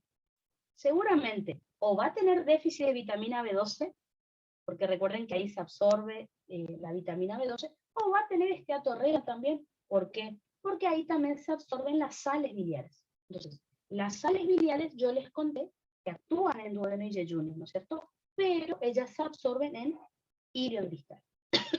Si yo al paciente le hago una resección, o sea, le remuevo quirúrgicamente el ilion distal, todas esas sales biliares no se van a poder absorber. Por lo tanto, el hígado no las va a poder volver a secretar nuevamente hacia la bilis va a tener menos sales biliares y por eso la esteatorrea. No sé si se entiende el por qué el profe preguntó eso. ¿Tá? Es como importante, ¿no es cierto? Bueno, fíjense, para responder esa pregunta tenemos que saber esto. No de memoria, sino razonar todos los procesos que estuvimos estudiando. Entonces, les recuerdo acá un par de cositas más que lo vimos en otras eras algunas, y el profe vuelve a preguntar. Entonces, para tener en cuenta, la absorción de sales biliares se produce en el ilion distal, no en duodeno y yeyuno. O sea, ellas participan en la absorción de lípidos en duodeno y yeyuno, pero cuando termina esa absorción de grasas, en ilion distal recién se absorben a sangre, realizan circulación enterohepática. Yo les había dicho que el 95% de las sales biliares que se secretan hacia el canalículo biliar vienen de circulación enterohepática. Como puse acá, una vez que se absorben hacia la sangre, se dirigen hacia el hígado por la vena porta. ¿No? Esto era circulación enterohepática y, ¿se acuerdan? Vuelven a ser secretados hacia el canalículo biliar como estudiamos ayer. ¿No? Y acá, esto creo que yo ya les conté que el profe preguntó. Un alumno mío una vez estaba hablando de este tema, ¿no es cierto? Justo en el oral, le tocó esto en el final, estaba hablando de esto, lípido, qué sé yo, y le contaba al profe que los ácidos grasos se absorben con el kilomicrón, perfecto, se absorben a linfa. El profe le dijo, no, está bien, eso ocurre con los ácidos grasos de cadena larga, y acá tienen que corregir, de cadena larga y media. Entonces el chico le dice, profe, vamos a suponer que estamos hablando del tema. Bueno, le estaba explicando la reesterificación, luego se sintetiza el kilomicrón, y luego el kilomicrón, con todos esos ácidos grasos, todo, se absorbe al linfa. Y el profe le dice, bueno, eso que vos me contaste pasa con los ácidos grasos de cadena larga y media. ¿Qué pasa con los ácidos grasos de cadena corta? Le dijo el profe en el oral. Yo ahora sé la respuesta, porque yo siempre supe que todos los ácidos grasos se absorben a linfa. Y que me puse a leer, porque me quedó la duda de lo que el profe le había preguntado a este chico. Y descubrimos lo siguiente, ahora lo sabemos, así que cada vez que el profe pregunte ya lo sabe. Resulta ser que lo que vimos hace un rato acerca del kilomicrón, los ácidos grasos libres que yo les contaba, son ácidos grasos de cadena larga y media, no de cadena corta. Los ácidos grasos de cadena corta tienen menos de 6 átomos de carbono, son muy pequeños, así que no es necesario absorberlos a linfa. Se pueden absorber a sangre porque no me van a tapar ningún vaso sanguíneo. Así que ácidos grasos de cadena larga y media son los que se absorben hacia la linfa con el kilomicrón. Ácidos grasos de cadena corta se absorben sin problema hacia la sangre por difusión simple. O sea, entran en el enterocito por difusión simple, salen hacia la sangre, se absorben hacia sangre por difusión simple. Listo, sin problema. ¿Tá? No desaprobó el chico porque después le preguntó otras cosas. Eso fue lo único que no pudo contestar. Y para mí era una pregunta difícil porque la mayoría de los ácidos grasos vemos que se absorben hacia la linfa. Tengan en cuenta esta pregunta. Otra cosa, estos ácidos grasos no necesitan ser digeridos. Así que, ¿necesitan de micelas también? No, tampoco. ¿Ya? Por eso son raros. Los ácidos grasos de cadena corta no necesitan de micelas y no se absorben al linfa. Llegan por la luz, ingresan al enterocito, mientras todo lo otro está, que la micela, que el coso. No, los ácidos grasos de cadena corta no necesitan digestión, ¿tá? Llegan, entran al enterocito, pasan a sangre, no hubo problema. ¿tá? Todo lo demás, todos los otros ácidos grasos de cadena larga y media, sí, vieron el quilombo que tuvimos que explicar. Así que bueno, la verdad que yo cuando le preguntó a este chico, recién ahí fuimos a leer y nos enteramos que era así. Pero bueno, pregunta rara del profe. Repasemos otras cositas. Segunda era. Esto para el final, ¿eh? Esto para el final. En realidad el profe tomó esto en primera era ahora, en recuperatorio. ¿Se acuerdan metabolismo del hierro, metabolismo del hemo, de glóbulos rojos? Bueno, si ustedes se acuerdan, cuando vimos el metabolismo de hierro, nosotros lo vimos en segunda era, bueno, el profe tomó ahora en primera. Pero bueno, el hierro, ustedes recuerden que podía ser hierro hémico o no hémico. ¿Se acuerdan que el hierro hémico se absorbía al enterocito por el transportador de hemina? El hierro no hémico, primero se tenía que convertir a hierro más 2 por el citocromo B duodenal, después se tenía que absorber hacia la sangre por el transportador de metales bivalentes tipo 1. Eso es lo que hemos hablado ya por el comienzo del glóbulo rojo. ¿Dónde ocurre esta absorción que yo le estoy repasando ahora? En duodeno y yeyuno. Así que, ¿qué le gusta preguntar al profe? De todo lo que estuvimos hablando, siempre hay alguna pregunta, es ¿en dónde se absorbe tal cosa? Y pone las opciones. esófago, estómago, duodeno yeyuno, ilio, colon. Ya saben que eso es lo que él siempre hace. Así que repasemos, el hierro se absorbe en duodeno yeyuno.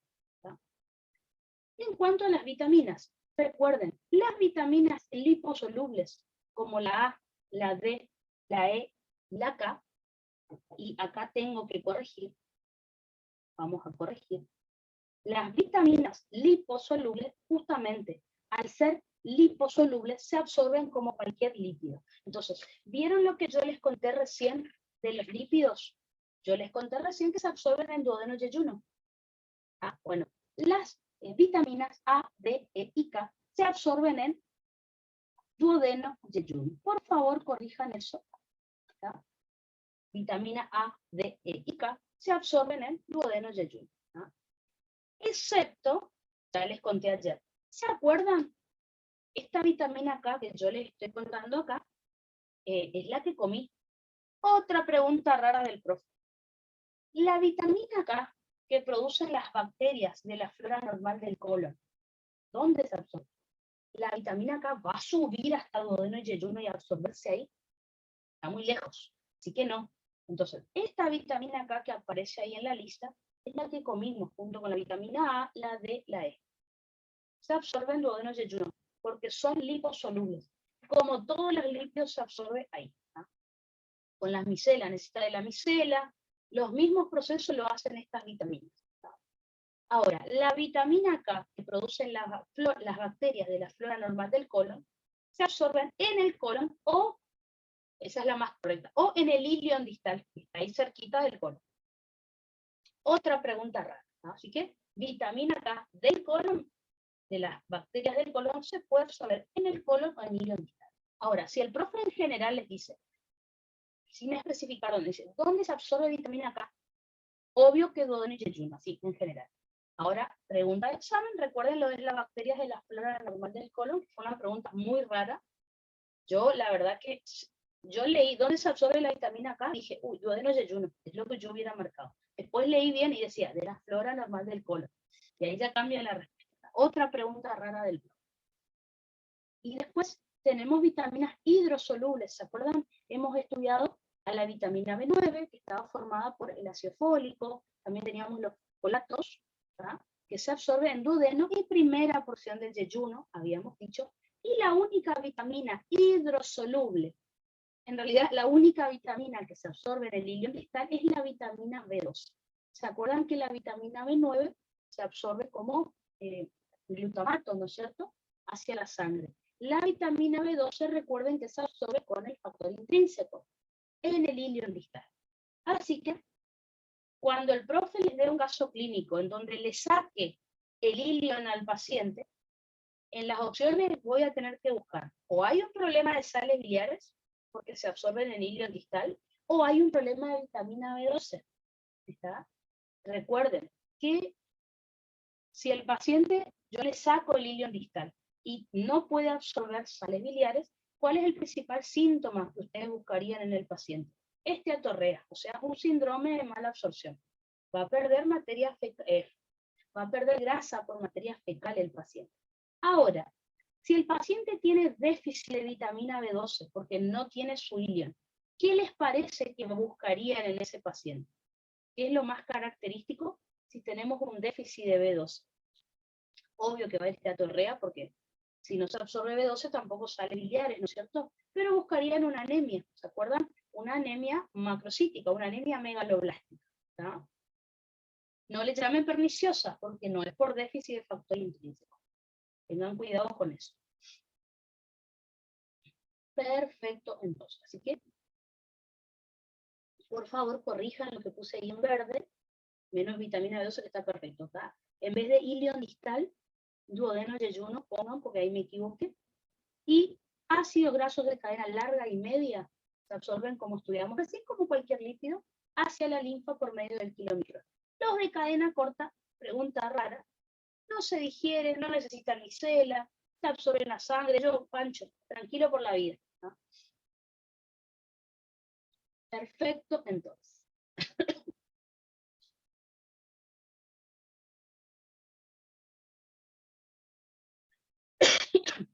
Eso es entonces con respecto a la absorción de nutrientes. Entonces, ya estudiamos digestión y absorción de hidratos de carbono, lípidos y proteínas. Vamos a ver ahora cómo se absorben el agua y los electrolitos. Preguntas de examen. El agua que nosotros consumimos, ¿en qué parte del tubo digestivo se absorbe? Y uno queda pensando, ¿cómo el cuerpo va a diferenciar el agua que tengo en el tubo digestivo? ¿Cómo va a diferenciar el intestino si tomamos o si fue una secreción? En realidad, lo que el profe se refiere es, los 2 litros de agua que tomamos por día, se refiere a la cantidad, no a lo que estamos tomando. 2 litros de agua que tomamos por día, ¿en qué parte del tubo se absorbe? Y ahora, las secreciones del tubo digestivo, que son más o menos 7 litros, ¿dónde se absorben? Eso es lo que el profe quiere saber, porque la pregunta sí sé que suena, el agua que consumimos, ¿en qué parte del tubo se absorbe? Y uno queda pensando, pero ¿cómo puede hacer el tubo digestivo para diferenciar el agua que tomé del agua que está con la bilis, por ejemplo? Hola, hola, ¿me escuchan bien? Si no, vuelvo a repetir. Hello, hello. Bueno, entonces, como les decía, antes de empezar con este tema, les comento eso que el profe preguntó. Así que acá está el resumen. A ver, ¿se escucha bien? Bueno, de todas maneras, enseguida vuelvo a repetir la pregunta, porque acá está lo que les quería contar, ¿ven? Fíjense. Entonces, necesito que pensemos en toda la secreción de líquido que yo hice el otro día, cuando vimos secreción, por ejemplo. ¿Se acuerdan que hicimos un cuadrito resumiendo todo el agua, todas las secreciones que tuvimos? A eso le vamos a llamar ingreso, fíjense. Al tubo digestivo, más o menos son 9 litros de agua que vamos a tener. ¿Por qué? 1 litro de saliva, fíjense, 1,5 litros de jugo gástrico, 1 litro de jugo pancreático, todo eso es agua. 1 litro de bilis, 2 litros de jugo entérico, o sea, ¿se acuerdan? 1800 mililitros venía de segunda porción del duodeno en adelante, 200 mililitros de primera porción del duodeno. El jugo colónico, 200 mililitros. Eso hacía casi 7 litros. 6.700 les había dicho yo. Y con los alimentos, 2 litros más.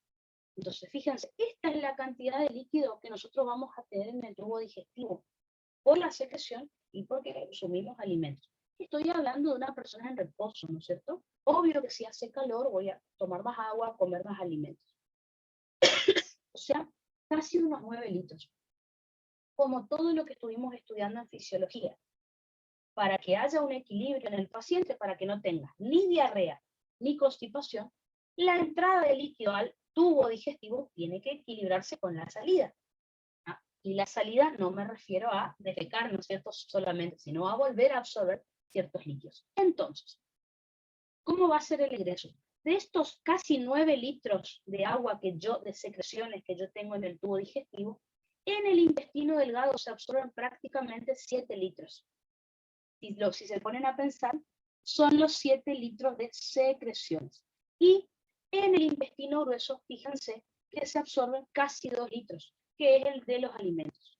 Por lo tanto, en la materia fecal solamente perdemos 100 mililitros de agua. Entonces, vuelvo a preguntar lo que les dije recién. ¿En qué parte del tubo digestivo se absorbe el agua que consumimos? La cantidad, fíjense, es parecida a la del intestino grueso. No es que el intestino diferencia, bueno, esta agua Ernie tomó, esta agua es bilis, no. Se refiere a la cantidad, la pregunta que hizo el profe. Entonces, son casi 2 litros. Entonces, el agua que consumimos se absorbe en el colon. Ahora, el agua proveniente de las secreciones del tubo digestivo se absorbe en intestino delgado. De vuelta, vuelvo a repetir los enterocitos, cuando es agua, no diferencian de qué secreción vino. El profe se refiere a la cantidad. Fíjense, casi 7 litros de agua absorbe el intestino delgado y casi 2 litros absorbe el grueso. Así que, por lo tanto, el mayor trabajo de absorción que vamos a observar es en el intestino delgado. Uno pensaría que es en el grueso, porque siempre repetimos que el intestino grueso le saca agua a la materia fecal, y ahí la materia fecal queda con una cierta consistencia, ¿no? En realidad, fíjense que el intestino delgado es el que más agua absorbe, ¿no? Esto el profe lo preguntó en los exámenes, en los choices, ¿no? Ahora, vamos a ver los mecanismos que vamos a utilizar para absorber agua y electrolitos.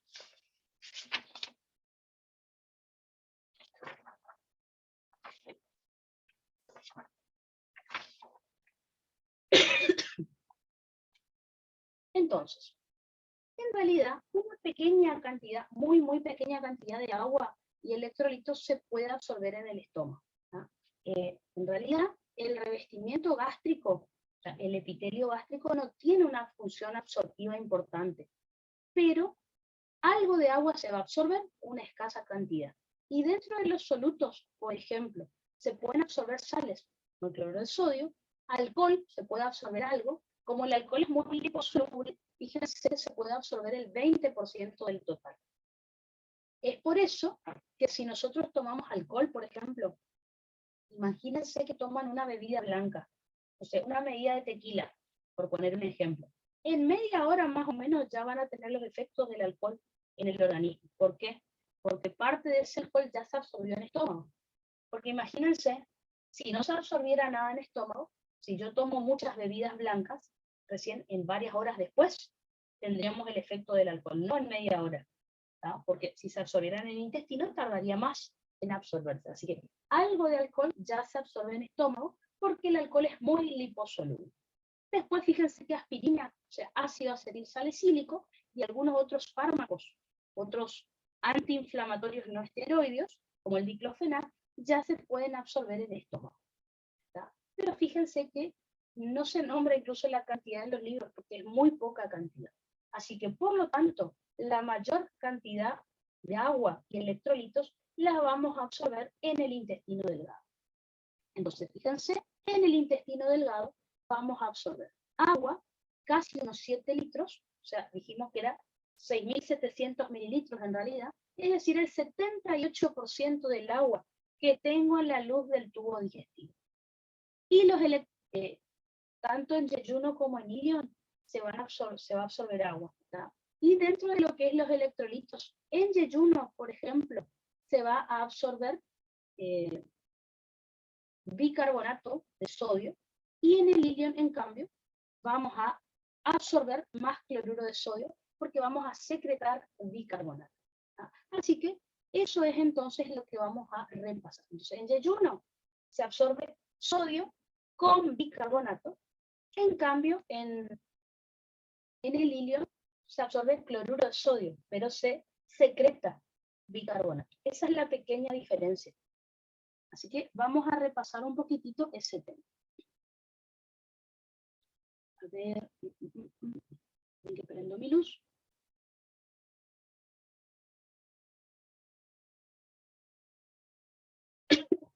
Entonces, bueno, esto es lo que habíamos visto recién.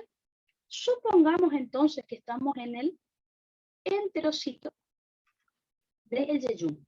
Dijimos que en el yeyuno tenemos que absorber bicarbonato de sodio. ¿Cómo lo vamos a hacer? Muchas de estas cosas ya las habíamos estudiado porque vimos absorción de nutrientes. Si hablamos de la absorción de sodio, ya vimos cómo se absorbía el sodio en duodeno y yeyuno. Entonces, fíjense que, por ejemplo, el sodio dijimos que se podía absorber en cotransporte con glucosa o con galactosa, ¿no es cierto? En cotransporte con glucosa o con galactosa, lo pongo juntos porque, bueno, era casi el mismo transporte. Recuerden que estoy hablando del SGLT1. Así que con hidratos de carbono el sodio se puede absorber. El sodio también se puede absorber, hemos dicho hace un rato, en cotransporte con aminoácidos o con dipéptidos o con tripéptidos. De vuelta, lo puse todo junto porque hace un rato ya lo estudiamos. Estoy hablando de cuando estudiamos digestión de proteínas, ¿no es cierto?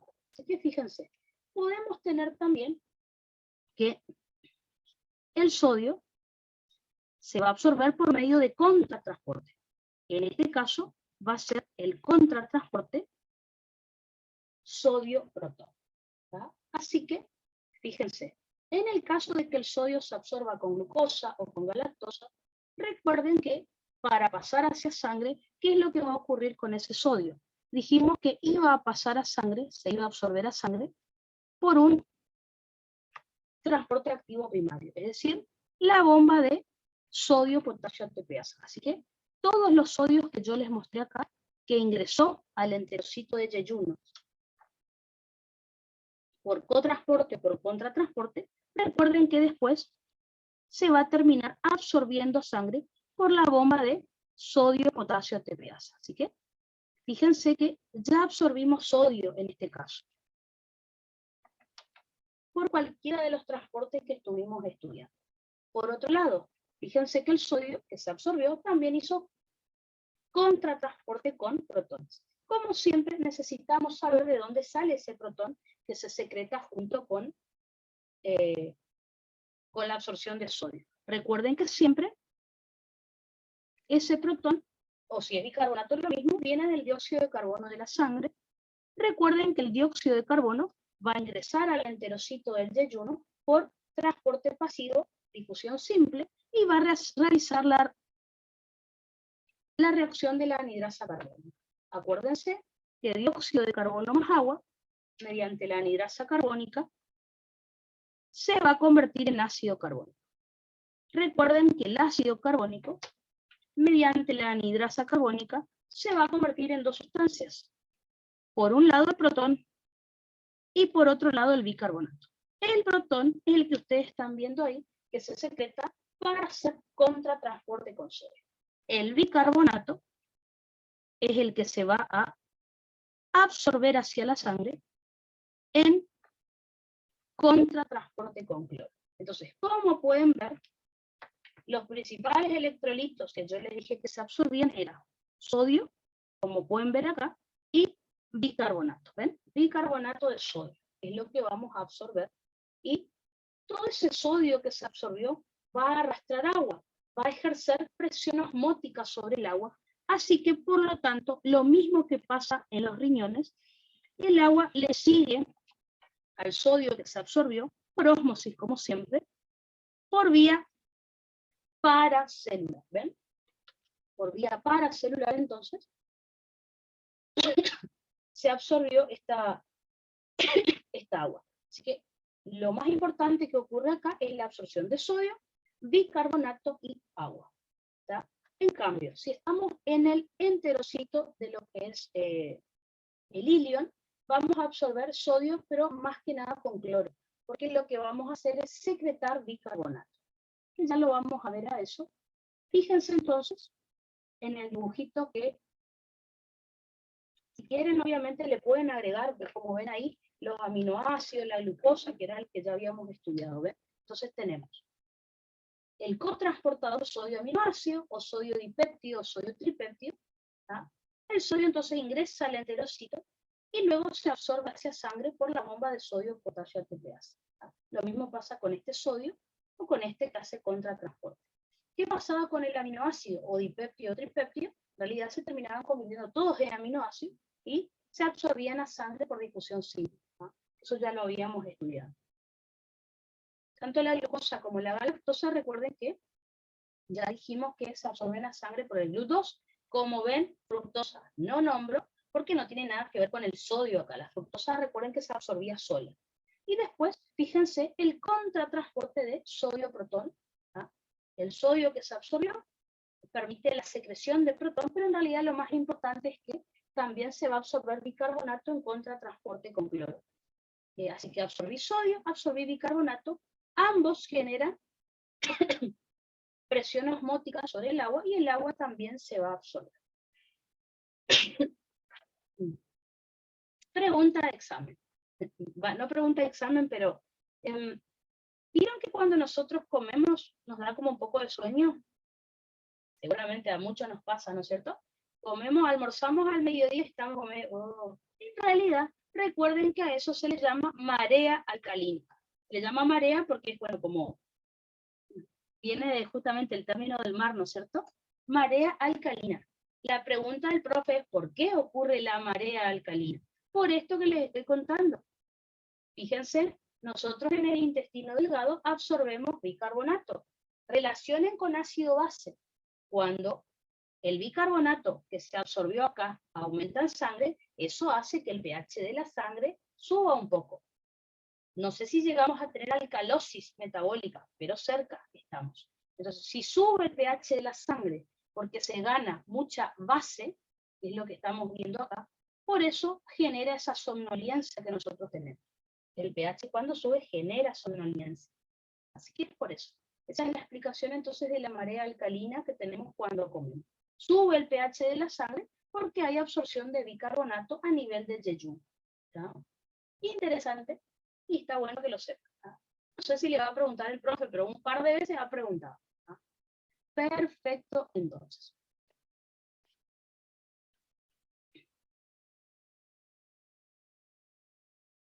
No les va a preguntar marea alcalina, pero si les pregunta es eso.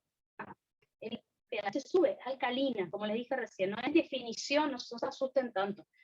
Simplemente, si les llega a preguntar charlando, me preguntó marea alcalina y me desaprobó, eso no va a pasar. Si desaprueban un oral es porque muchas cosas no sabían, no una sola. Entonces, simplemente acuérdense eso como algo interesante que le podrían contar al profe. No es pregunta así de examen. Háblame de la marea alcalina. No se asusten tanto. Fíjense, yo quiero que relacionen con ácido base nada más. Fíjense que acá en el yeyuno absorbimos bicarbonato. El bicarbonato es una base. Por lo tanto, ¿qué va a pasar en la sangre si hay ganancia de bicarbonato? Aumenta el pH. Como el pH sube un poco, se vuelve un poco más alcalino que lo normal, eso va a generar cierta somnolencia, ¿no es cierto? Cierto sueño que solemos tener cuando almorzamos, y eso es la marea alcalina. No es una definición que ustedes tienen que, o sea, el pH sube un poco, nada más es eso. Cuando comemos, por la absorción de bicarbonato a nivel del yeyuno. Así que si quieren ponerle una definición, es el aumento del pH en sangre por la absorción de bicarbonato en el yeyuno. Si quieren ponerle un título, pero no es necesario que lo estudien así, sépanlo nomás, por las dudas, para, por si el profe está charlando, le dicen eso y está bueno.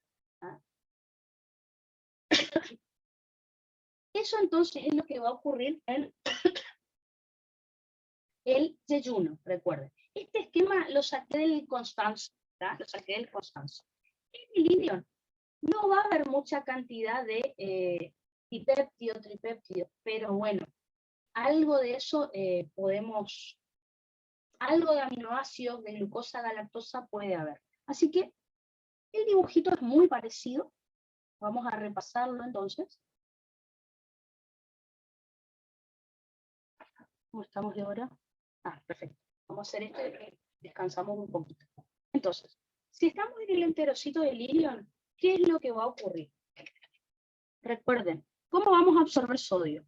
Nuevamente, el sodio lo podemos absorber con sodio, el sodio lo podemos absorber, junto con aminoácidos, tripéptidos y dipéptidos. Ya no hay mucha cantidad de estas sustancias en el ilion, porque la mayoría se absorbió en duodeno yeyuno, ¿no es cierto? Pero bueno, si hay poca cantidad, puede llegar a haber en el ilion para que se termine de absorber estas sustancias. Una vez que el sodio ingresó al enterocito, recuerden que va a pasar hacia la sangre mediante un transporte activo primario, es decir, la bomba de sodio-potasio ATPasa, la cual saca 3 sodio y mete 2 potasio. Así que fíjense, de esa manera el sodio se absorbe hacia la sangre. Ese sodio también podría ingresar al enterocito en cotransporte con glucosa o galactosa, ¿cierto? Lo mismo, el sodio que ingresa al enterocito va a pasar hacia la sangre mediante la bomba de sodio-potasio ATPasa. Por otro lado, puede ser que ya absorbimos sodio entonces. ¿Qué otra cosa vamos a tener que hacer? Dijimos que acá no se absorbe bicarbonato. Lo que se absorbe es cloro. O sea, en vez de bicarbonato de sodio, como habíamos visto acá, ¿ven? Absorbí sodio y absorbí bicarbonato. Bueno, acá tenemos que absorber cloruro de sodio principalmente y tenemos que secretar bicarbonato. Entonces, el bicarbonato se va a secretar, por un transporte activo secundario. Estoy hablando de un contratransporte con cloro. Primera cuestión, ¿de dónde salió el bicarbonato? De la reacción de la anhidrasa carbónica, que ya conocemos, pero en vez de protón que se secreta acá, se secreta bicarbonato. Así que el dióxido de carbono que teníamos en sangre va a ingresar al enterocito, recuerden que se va a unir al agua, y mediante la anhidrasa carbónica sabemos que va a generar ácido carbónico. El ácido carbónico, recuerden que luego se va a volver a disociar mediante la anhidrasa carbónica y me va a generar un bicarbonato, que es este que vamos a secretar acá, y un protón. ¿Tá? El bicarbonato, fíjense que se secreta en contratransporte con cloro. El protón se puede reabsorber en contratransporte con sodio. Igual no es lo más importante que va a ocurrir, de última no hay drama con eso. ¿Tá? Así que fíjense, absorbí sodio hasta ahora, secreté bicarbonato y yo les dije que absorbíamos cloruro de sodio, así que este cloro que entró acá en contratransporte con bicarbonato va a pasar a sangre por, como siempre, por un canal de cloro. Transporte pasivo, difusión simple. Así que de esa manera absorbí cloruro de sodio, secreté bicarbonato, cosa que en el yeyuno absorbíamos bicarbonato y sodio. Acá absorbo cloruro de sodio, secreto bicarbonato, y por último, todo ese sodio y ese cloro, o sea, toda esa sal que yo absorbí, van a arrastrar agua. Así que el agua sigue a ese cloruro de sodio, pero por vía paracelular, ¿tá? Como siempre por ósmosis. Y ahí ya explicamos entonces cómo se absorbieron ciertos electrolitos. Resumo, bicarbonato de sodio y agua en el yeyuno, y después cloruro de sodio y agua en el ilion. Con esto, fíjense que absorbimos casi 7 litros de agua, que es casi todo lo que tenían las secreciones.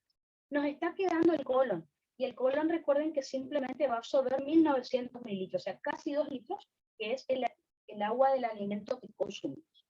Entonces, fíjense acá, en nuestro cuadrito que estuvimos mirando, lo que pasa en el ilion, dijimos que absorbíamos sodio, dipéptido y tripéptido. ¿Tá? El sodio pasa a sangre por la bomba de sodio-potasio ATPase. Lo podemos absorber al sodio en cotransporte con glucosa y galactosa. ¿Tá? Y el sodio de vuelta pasa a sangre por la bomba de sodio-potasio ATPase. Y después vamos a secretar bicarbonato en contratransporte con cloro. Fíjense, acá no absorbemos bicarbonato, acá lo secretamos. Y el cloro sí se absorbe para formar cloruro de sodio por un canal de cloro de este lado. Todo eso genera presión osmótica sobre el agua, arrastra agua y por lo tanto el agua se va a absorber. ¿Tá? Con esto absorbimos 7 litros más o menos de agua. Los grafiquitos los saqué del Constanzo, que son los mismos que el profe dio en clase. Y creo que con eso terminamos intestino delgado. Está perfecto. Vamos a hacer entonces un recreito, son las 10:05. Así que nos tomamos 10 minutos de recreo y 10:15 nos juntamos de vuelta, terminamos con colon y ahí pasamos a ver, creo que hoy ya tenemos que empezar las patologías del tubo digestivo, así que está bueno. Enseguida seguimos.